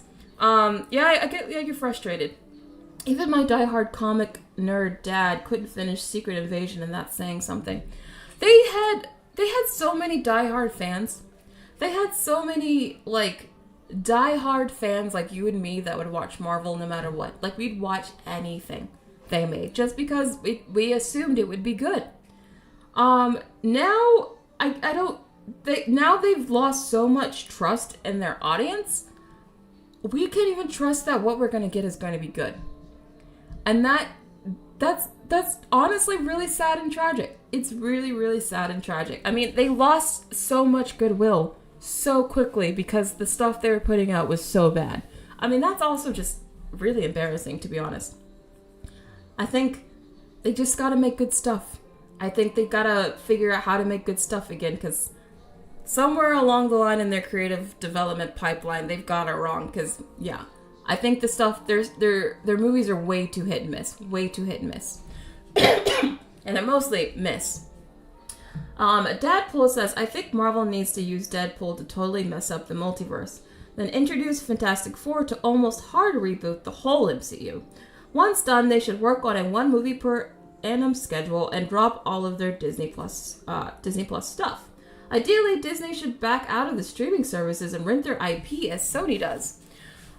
I think it was a mistake that Disney doubled down on Disney Plus as much as they did. They're not making, like, any money from it. In fact, it's costing them money. They're losing subscribers. They're not even gaining subscribers anymore. I think it's ruined Marvel and Star Wars. I think the only thing good that's come out of Disney Plus is... I guess Hamilton was a hit. They had that. I guess that was it. But that really should have gone to theater, because I think that would have made a lot of money. So yeah, I think the Disney Plus stuff was a mistake. I think they should probably scale back on streaming plans entirely, and refocus that money into gaming. I think they should stop making most of those original shows because they're not good and they're way too expensive. I think they should divert that money instead to getting, making the parks better, because the parks are falling apart and they need a lot of help. So I think they should honestly get out of the streaming business and just redivest those funds into other parts of the company that need them. I fully agree, because the Disney Plus stuff is not working out. Anyway, moving on. Joshua Munn says, it should have been Doctor Doom to begin with. You have Kang dying in Quantumania, just say he's dead and that's it. Have Doctor Doom kill all his variants from that arena. Who you had a black man screeching like a... What? Nice job, Disney. I don't know what the hell you're talking about. You could have used any animal. It didn't have to be a monkey. And you have the Doom take over, and Doom is behind a mask. So you have to recast him. It's way easier to do that in the event that an actor royally screws up, too. Simple. I don't know how to respond to this comment. I have no idea. The only thing I know about Doom really is just, again, from the previous movies, because I don't know the comics, I just know the movies. I feel like he hasn't really been done that well in anything he's been in so far. So again, like I said, I think the bar for Doom is low. So if they can't even do Doom well, that's, I mean, what can they do well? So we'll see. We'll see. Rhea Lynn says Marvel has been trying to make everything interconnected when at this point nothing should be this interconnected at all. Secret Wars should be the end of anything multiversal, or at least if they want to do their own version of a DC Elseworlds film like the Batman and the Joker situation and do any multiversal storylines, they should do multiverse storylines as a one-off film. They could. For Kang, just replace the actor. After watching Into the Pandaverse, maybe just make Kang a woman. I don't think making Kang a woman would help it. It would definitely make it worse. Hire showrunners and focus on the plot, and give the fans what they want. If the Marvel Comics are finally giving an Ultimate Spider-Man Peter Parker older, married to MJ and with kids, then anything the fans want can be made into a film. I get what you're saying. I do know the new Spider-Man comics have Peter Parker older. I think when they bring Tom Holland back, they want him in college, so they are planning to age him up a bit. I think it's good that they're aging up Spider-Man. He's been like a teenager in like every Spider-Man movie pretty much, or almost every Spider-Man movie. It would be nice to see him kind of like in his Spider-Man 2 with Tobey Maguire era where he's like trying to live on his own in like a crappy apartment or something. I think they're trying to allude to that at the end of No Way Home, so I think that is where they're going with Spider-Man. I hope they do at least because I want him to grow up a bit. But yeah, they do need to end the multiverse stuff. I think, as Pandaverse episode pointed out, most people are tired of the multiverse stuff. It's lazy writing. It's lazy writing all around. How are you guys doing in the chat? Okay, what in the world are these little black lines or circles or ovals? I keep seeing you guys put them in the chat, and I have no idea what they mean. Can someone explain? Or is that supposed to be something else? Please explain to me what those mean in the chat. Rhea Rue says they need to take a break and focus on what people actually want to watch. I don't think they know what people actually want to watch, which is the problem. Cheetah Viper says make favorites valid characters. Wanda and Strange were done dirty. I think Strange was done even dirtier than Wanda. Wanda completely took over his movie. Like, completely. Wanda can be a villain and has been in the comics and WandaVision. Strange is popular and can be a face of further projects if allowed to breathe and be fully realized. Thor and Loki can work if both are handled with care. In the future, they need to show that the writing and the characters are important, promote males and females different, and show the strengths of both. Make the men strong and show the women being more than one-dimensional girl bosses. Yeah, as the Pandaverse episode showed, I think they need to write men and women better.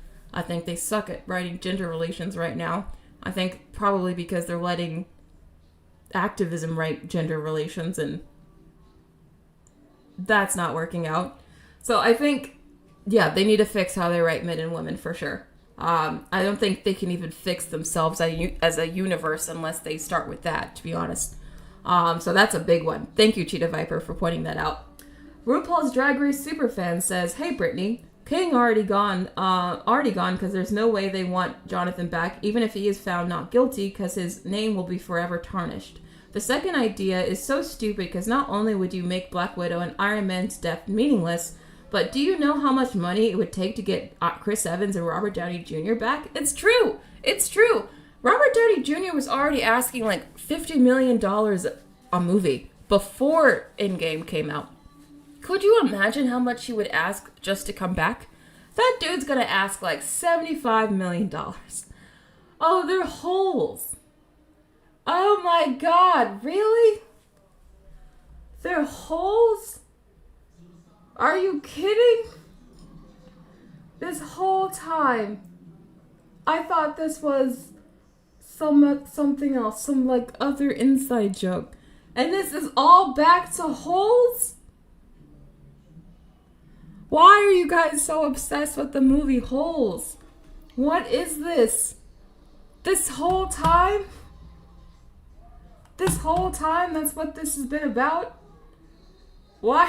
What is this Hole's running joke you guys have in the chat. What? I do not understand. That's what this has been about? Oh my god. Okay, well now I know. Now I know. You guys can continue standing holes in my chat. Eventually, I guess we gotta start talking about holes. I don't know why.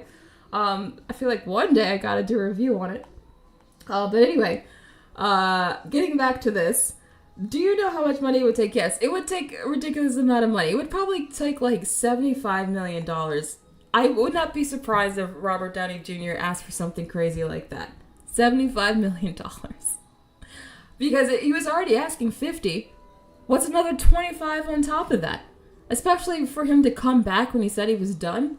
I bet just the budget to get the original Avengers cast back alone probably would add up to like at least 150 million. Probably 200.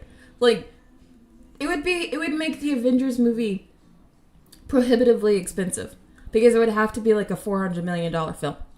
Because 200 million of that would just be for salaries. And I still don't think that would be enough. So, yeah. I think it would not...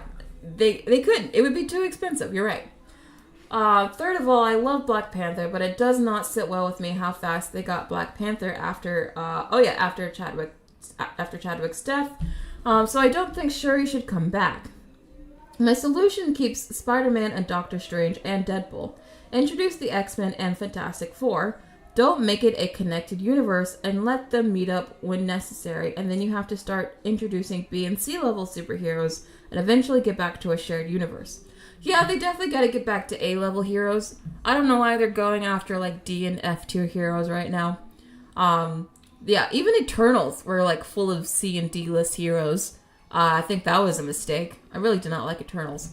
I think they need to go back to A-list superheroes.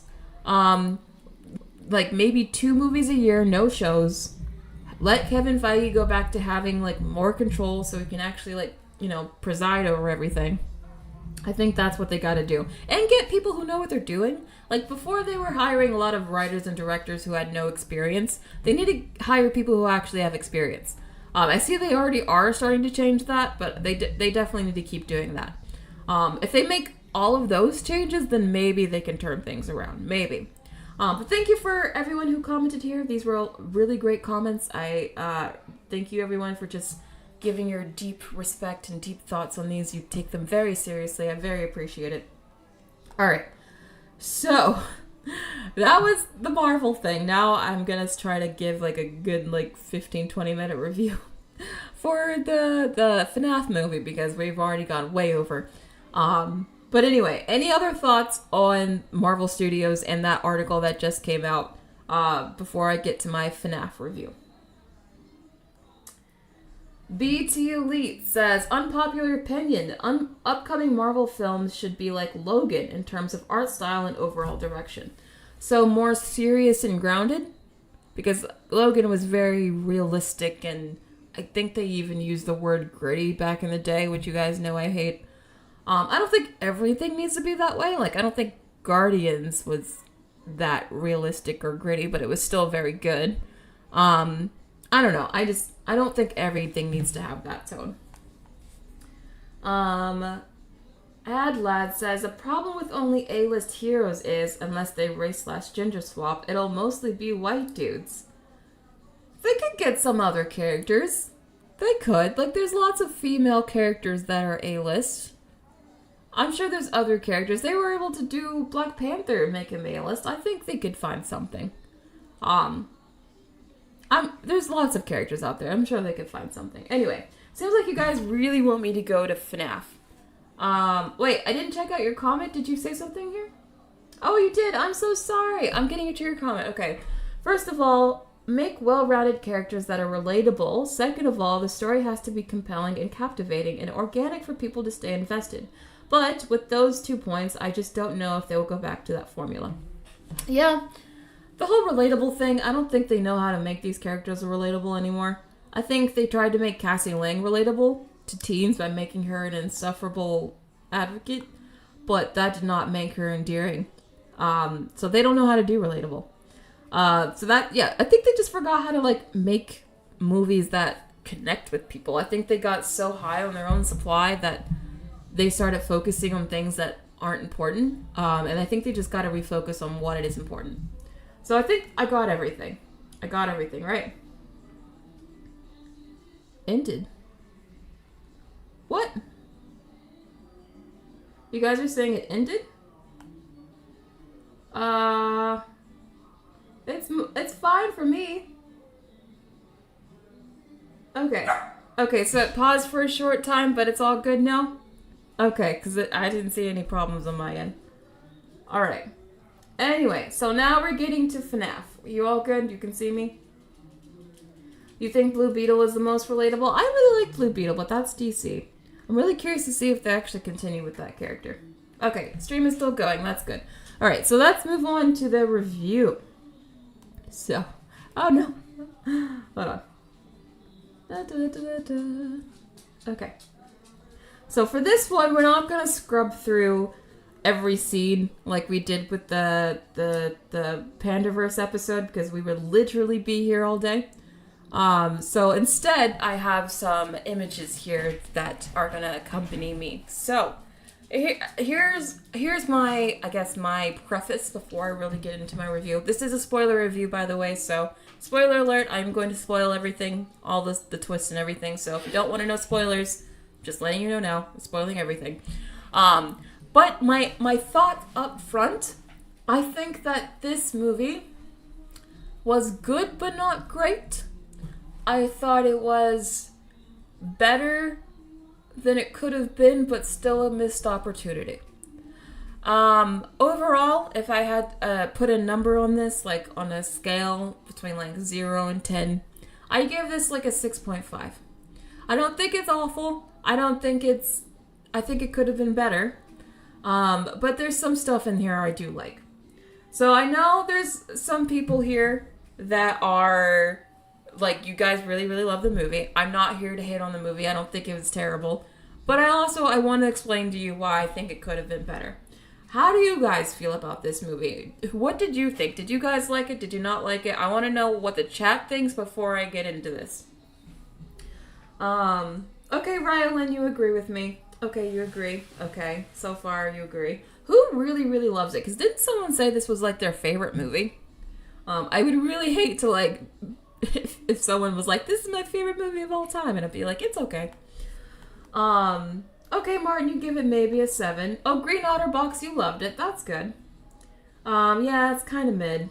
Yeah. Okay, Josh, you give it a 7. Okay, so we're kind of on the same page here. Very mid, very mid. Okay, so I'm glad that we're on the same page here. Or at least most of us. Oh, Shelly thought it was horrible. Oh no, Quiet Rabbit gives it a 4 out of 10. Red Star also thought it was terrible. So it seems like my chat is like mixed to thought it was pretty bad for the most part. I guess I should do a poll. I haven't done a poll in a while, right? Let's do a poll. What did you think of the FNAF movie? FNAF movie. I'm just gonna put loved it. It was alright. And then terrible. And then I'm gonna do a last one for haven't watched it yet. Haven't seen it. Alright, starting the poll. So, yeah, the visuals were good. I would say, okay, if you want me to start with what I liked, let's start with what I liked first. Because there are some things that I do really like about this movie. And I would argue the first thing I liked was actually the visual effects. And I think the costumes or the animatronics, I'm not even really sure how they did the animatronics, but they looked really good. They looked just like the game. They looked very creepy. I liked how they interacted with the other characters. Like, I like how they interacted with the little girl. I thought they were super, super creepy. I thought they were honestly the creepiest part of the movie, because one of my negatives on this film is I don't think it's actually very scary. I thought this movie played more like a drama with some horror elements than an actual horror movie. There wasn't even that many, like, thrills in it. Like, there were a few jump scares. And, like, obviously the premise behind what happened to those kids and, like, how the kids became these animatronics, that's all horrific. But that's also, like, that's horrific in, like, a drama way. Like, something tragic happened to these kids. This movie, I would hesitate to even really call this movie a horror movie. It really is, like, a drama with horror elements. Because even though I really liked these animatronics and I thought they were cool, I thought they were creepy, most of the movie really focuses on the humans. It focuses on Josh Hutcherson's character and the little girl. And even though I really liked their dynamic, I liked the brother-sisterly dynamic between them. I actually bought it. I've always been a huge fan of Josh Hutcherson. I thought he was good in this, but I've been a fan of him since he was a kid. So it's just funny seeing him now all grown up, and I'm like, I'm still a fan. But anyway, I like these characters, but I really wish the movie had spent more time on the actual animatronics, like, actually Freddy and Chica and the other ones. I feel like the movie spent way too much time with the humans, and I kept wanting to go back to the animatronics because I really thought they were the best part. Because they look so cool. I mean, look at Chica. Chica's even her little what's it called? The cupcake thing. The cupcake thing that Chica carries around. I thought that was such a cool, creepy little thing. Again, the visual effects were really neat on that. I was totally into it, but there just wasn't enough of it. Just wasn't enough. It was like every time we got that, it would flash back to something happening at home with the little girl and that aunt, like Josh Hutcherson's sister, that aunt, oh my god, not the sister, the aunt, yeah, the old lady. I thought that woman was a terrible actress. You guys know who I'm talking about, right? The one that smelled like cigarettes that the little girl didn't want to live with. I thought she was a terrible actress. Like, literally so bad. Every time she was on screen, I was just like, can we go back to literally anything else? And it just, again, I thought the movie spent too much time on the humans. What do you guys think, though? Red Star says, if people really thought this movie was good, then I truly have no hope for movies and TV shows. Oh, man, Red Star. I don't think it was terrible. I think, the worst part about it was that it wasn't really that scary, and I could see the plot coming from a mile away. Like, every single plot twist that happened in this movie, I saw it coming within the first act. Like, I never trusted this girl. Like, even from the beginning, it was very obvious that she was hiding something from him, and for that reason, I didn't trust her at all until, like, the very end of the movie. And the whole twist about her being connected to the man that took the kids, and that this guy ended up being the big villain by the end. None of that was surprising to me. I clocked all of that from the beginning. So this movie also thought was pretty predictable. But that being said, I have to give my props to Matthew Lillard. This actor here, he is so good. Yes, this is the same actor who plays Shaggy in the live-action Scooby-Doo movies way back when. But he's such a good actor. He's such a good actor, and it made me realize, like, I don't know why Hollywood has not hired him more over the years, because I thought he was the best actor out of this cast. We only got to see a little bit of him, but some of his scenes at the very end, like when he's stuck in the suit and he's dying, and he's giving, like, those pain screams of agony, like, he was really good there. He really committed to that. He's a good physical character actor. I could have used more of him, to be honest. He kind of disappeared throughout majority of the middle of the movie, and I think maybe they could have used him more. But he was really good. Yeah, Stella, Vanessa was very badly sus. It was so obvious that she was hiding something, too, because it was like she kept knowing so much about Freddys even before, Josh Hutcherson's character could even tell her about something. So it was like, obviously she was hiding something.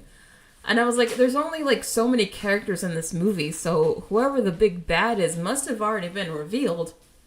And this guy's the only other guy we've, seen that we haven't gone back to in a while. So it was like, it was very predictable. But going to the poll, I want to see what you guys are saying here. So 42% of you haven't seen it yet, so you guys just don't care about spoilers, I guess. That's fine. And then 25% of you loved it. 25% of you thought it was just okay. 8% of you thought it was terrible. So I'm sorry to say, but those of you who thought this movie was truly terrible, you guys are actually in the minority. I'm sorry. I mean, based on what we've seen, I mean, this movie did get an A- cinema score, so a lot of people did like this movie. I would say the majority of opinion here is probably like mixed to positive, like in real life, because a lot of people do like this movie, and it's doing very well, but I do think it has its flaws, as I've been telling you. But I think this is a very interesting poll. And also, almost half of you haven't even seen it, so I guess you just don't care about spoilers. But anyway, ending the poll. Thank you for voting.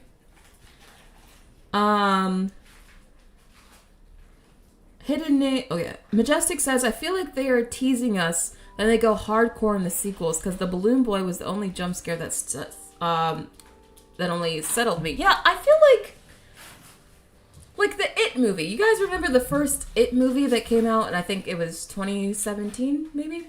That movie I thought was genuinely scary and genuinely creepy. Like, when It was dancing, when he was doing those weird, like, moves everyone was making fun of, like, that movie was genuinely creepy. And it had kids in it.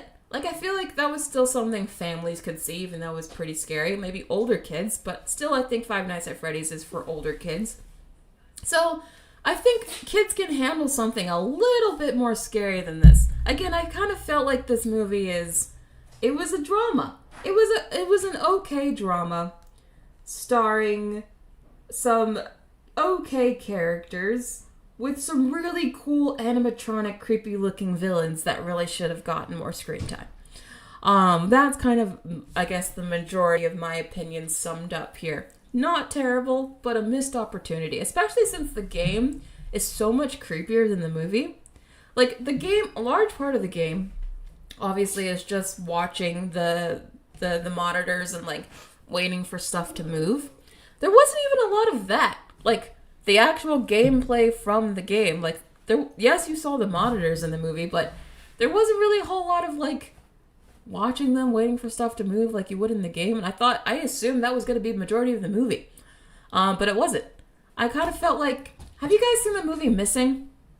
There's another movie that's kind of like it, where it's a movie that takes place almost entirely on a desktop, where you just see what someone's doing on their desktop, and it tells a whole story. Not that the whole movie Five Nights at Freddy's should have been done from like a security camera, but imagine if Five Nights at Freddy's was instead something like more akin to like the Paranormal Activity movies, since that's kind of more of like what the game actually is.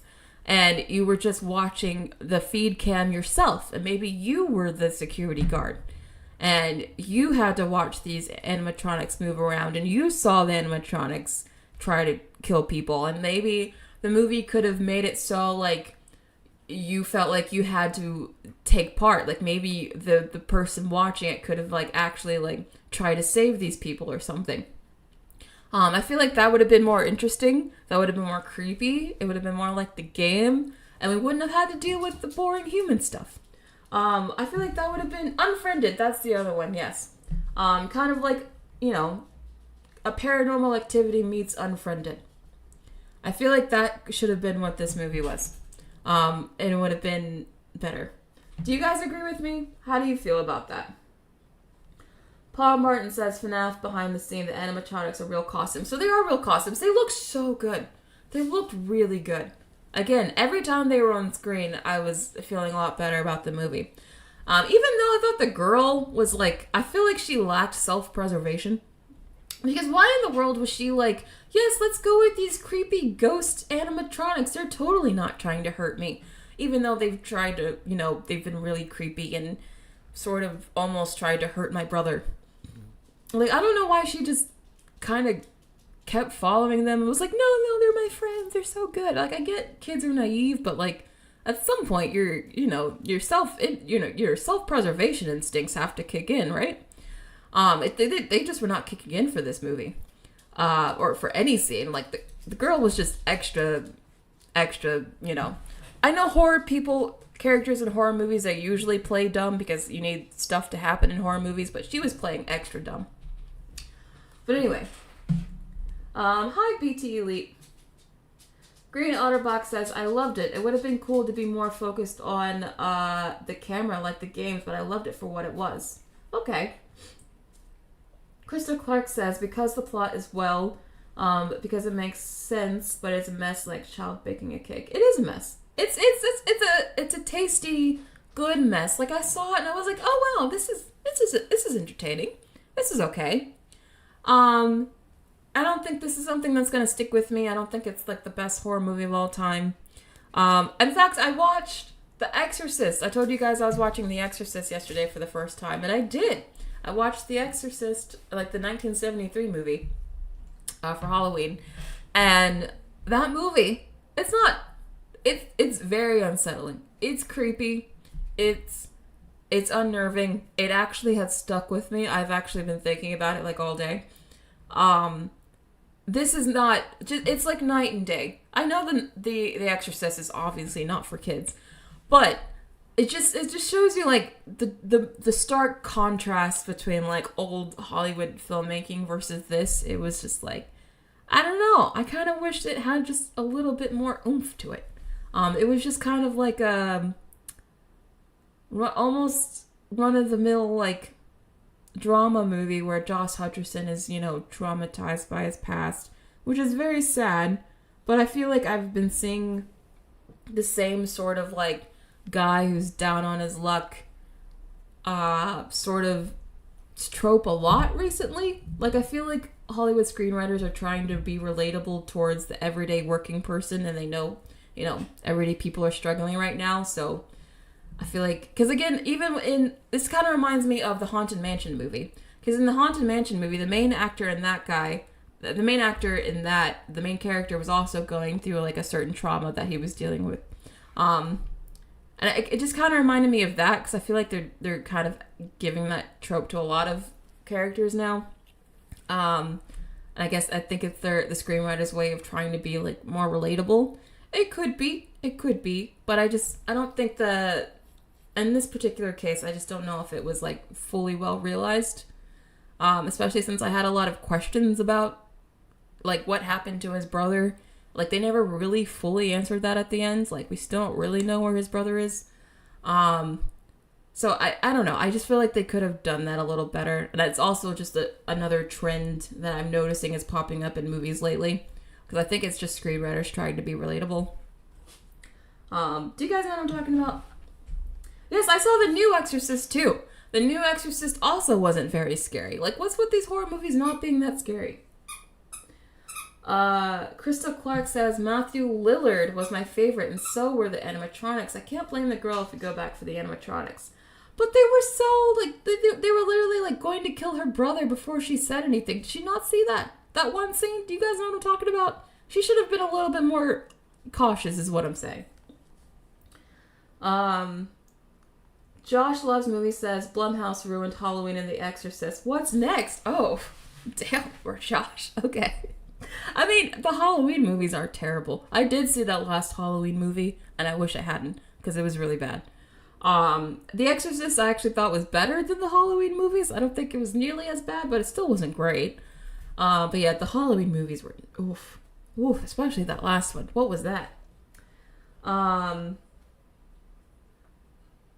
Yes, we know that the brother was killed, Raylan, but like, we know that the other children, we know what happened to their bodies. They became one of the animatronics. But we don't know what happened to his brother's body. I was actually thinking that like one of the animatronics that we saw that was broken earlier in the movie was going to come back, and like that we were going to find out like that animatronic had his brother inside the whole time. That's what I thought the twist was going to be at the end. And then they didn't do that. So maybe they'll do that in a sequel. I don't know. Red Star says, I feel as if the idea of scary is no longer a priority for horror movies nowadays. Which is so dumb. It's like their priority is just like jump scares. I don't even find jump scares that scary anymore, because you can predict them coming. It's always like the same like predictable beat. Like, there were jump scares in this movie, but I don't think I jumped once. So yeah, I just didn't think this movie was that scary at all. Okay, Totally Killer from Blumhouse also wasn't scary. What is the scariest horror movie that's come out recently? Like, what is a good scary movie? I feel like the last scary movie that really scared me was It Follows. And I actually just saw a tweet that said It Follows 2 might be happening. So I'll be there for that. But I feel like It Follows was like the last movie that really creeped me out. I don't get creeped out by horror movies, I guess. I don't know. Oh my god, yes, animatronics acting over Vanessa's acting any day. Was that the aunt's, the lady's name was Vanessa? Cause her acting, you guys know who I'm talking about, right? That character. Oh my god, she was horrible. Every time she said a line, I was like, really, that was the best take, and they went with that. Oh man, everyone else was acting circles around her, even the little girl. I was like, where did they find this woman? Okay, I haven't seen Talk to Me. Maybe I should try that. I did hear Talk to Me was good, so maybe I should try that one. I liked Megan, but Megan also wasn't scary. In fact, it was campy. She sang Titanium. That's funny, but it's not scary. Yeah, there might be an It Follows too. That's what I just saw. In fact, we might talk about it tomorrow on my live stream. But anyway, I think overall, I would say that this movie is, again, I give it a 6.5 out of 10. I think it had enough Easter eggs in there, enough to make diehard fans happy. I mean, I like that the fact they had Matt Pat in the movie from Film Theory, and when he said his line, it's just a theory, my audience literally cheered. But again, I also think that it just shows you how much this movie is a generational difference. Because I saw this movie with my mom because she really wanted to see this movie. In fact, she wanted to see this movie more than me. And she had no idea who Matt Pat was. She did not recognize that line, and she did not know why people were cheering. So going back to what I was bringing up the other day, where it was like 94% of the people who saw this movie were under the age of 35. I think this movie very, very much skewed younger, because like even older audiences, I don't think they even got like a lot of why people were cheering, and that moment just like proved it. But anyway, I think for the audience that liked it, for the people who played the game, I think they did a lot to try to make them happy, so I like that. I like that they at least focused on the game. There was no like weird subplot about something else. It wasn't like Jurassic World Dominion, where it was supposed to be about dinosaurs and they made it about locusts. They actually made it about Freddy and, the other animatronics. So I like that. I hate that the bar is that low, but, here we are. So overall, it was okay. It's okay. It's a good, fun time if you like the game. If you're not into the game, I would just watch this on Peacock. So that's my review. How do you guys think about it, too? Okay, you don't know who that is either. That's fine. Oh, I'm glad you liked the live stream, Red Star. Tintimitic says, well, scariest for me was always the original Exorcist. Just something about old school filming techniques and that girl. Yeah, the girl is creepy. Here's why I think The Exorcist was so scary. Because I was watching this last night, and I was like, why does this movie give off such creepy vibes? Like, what is it? And I know it's not just the subliminal messages. I think it's the fact that it's kind of filmed like a documentary. Like, a lot of the scenes are kind of filmed in that movie, like, the camera really isn't engaging with the characters. It's like, it's kind of almost watching from afar, like we're watching a documentary. And for me, I think it just made the exorcism seem real, because it didn't feel like something that was shot and produced. It seemed like something that we were watching that we weren't supposed to. That's kind of why I think The Exorcist is very convincing at being creepy, at least to me. I thought it was very good. Not trying to give another review to The Exorcist, but just comparing old school horror movies to something like this, it really is night and day, unfortunately. But anyway, that was it. That concludes my long AF stream. So thank you everyone who joined this stream. I'm sorry it's so long. I am going to try tomorrow to break this up into smaller pieces so you guys can enjoy it if you don't want to watch a long stream. This has been really fun. I'm glad we talked. We have so much more to talk about tomorrow. In fact, I had to omit a lot of news, in fact. because I knew this live stream was going to be long enough with the Marvel stuff in my review. So we have a lot already queued up for tomorrow to talk about. For some reason, these past 2 weeks, it's been like nonstop news. But, you know, it's good for us, though. We have a lot to talk about. So anyway, I'll see you guys tomorrow at 4 p.m. Eastern Standard Time. This was really fun.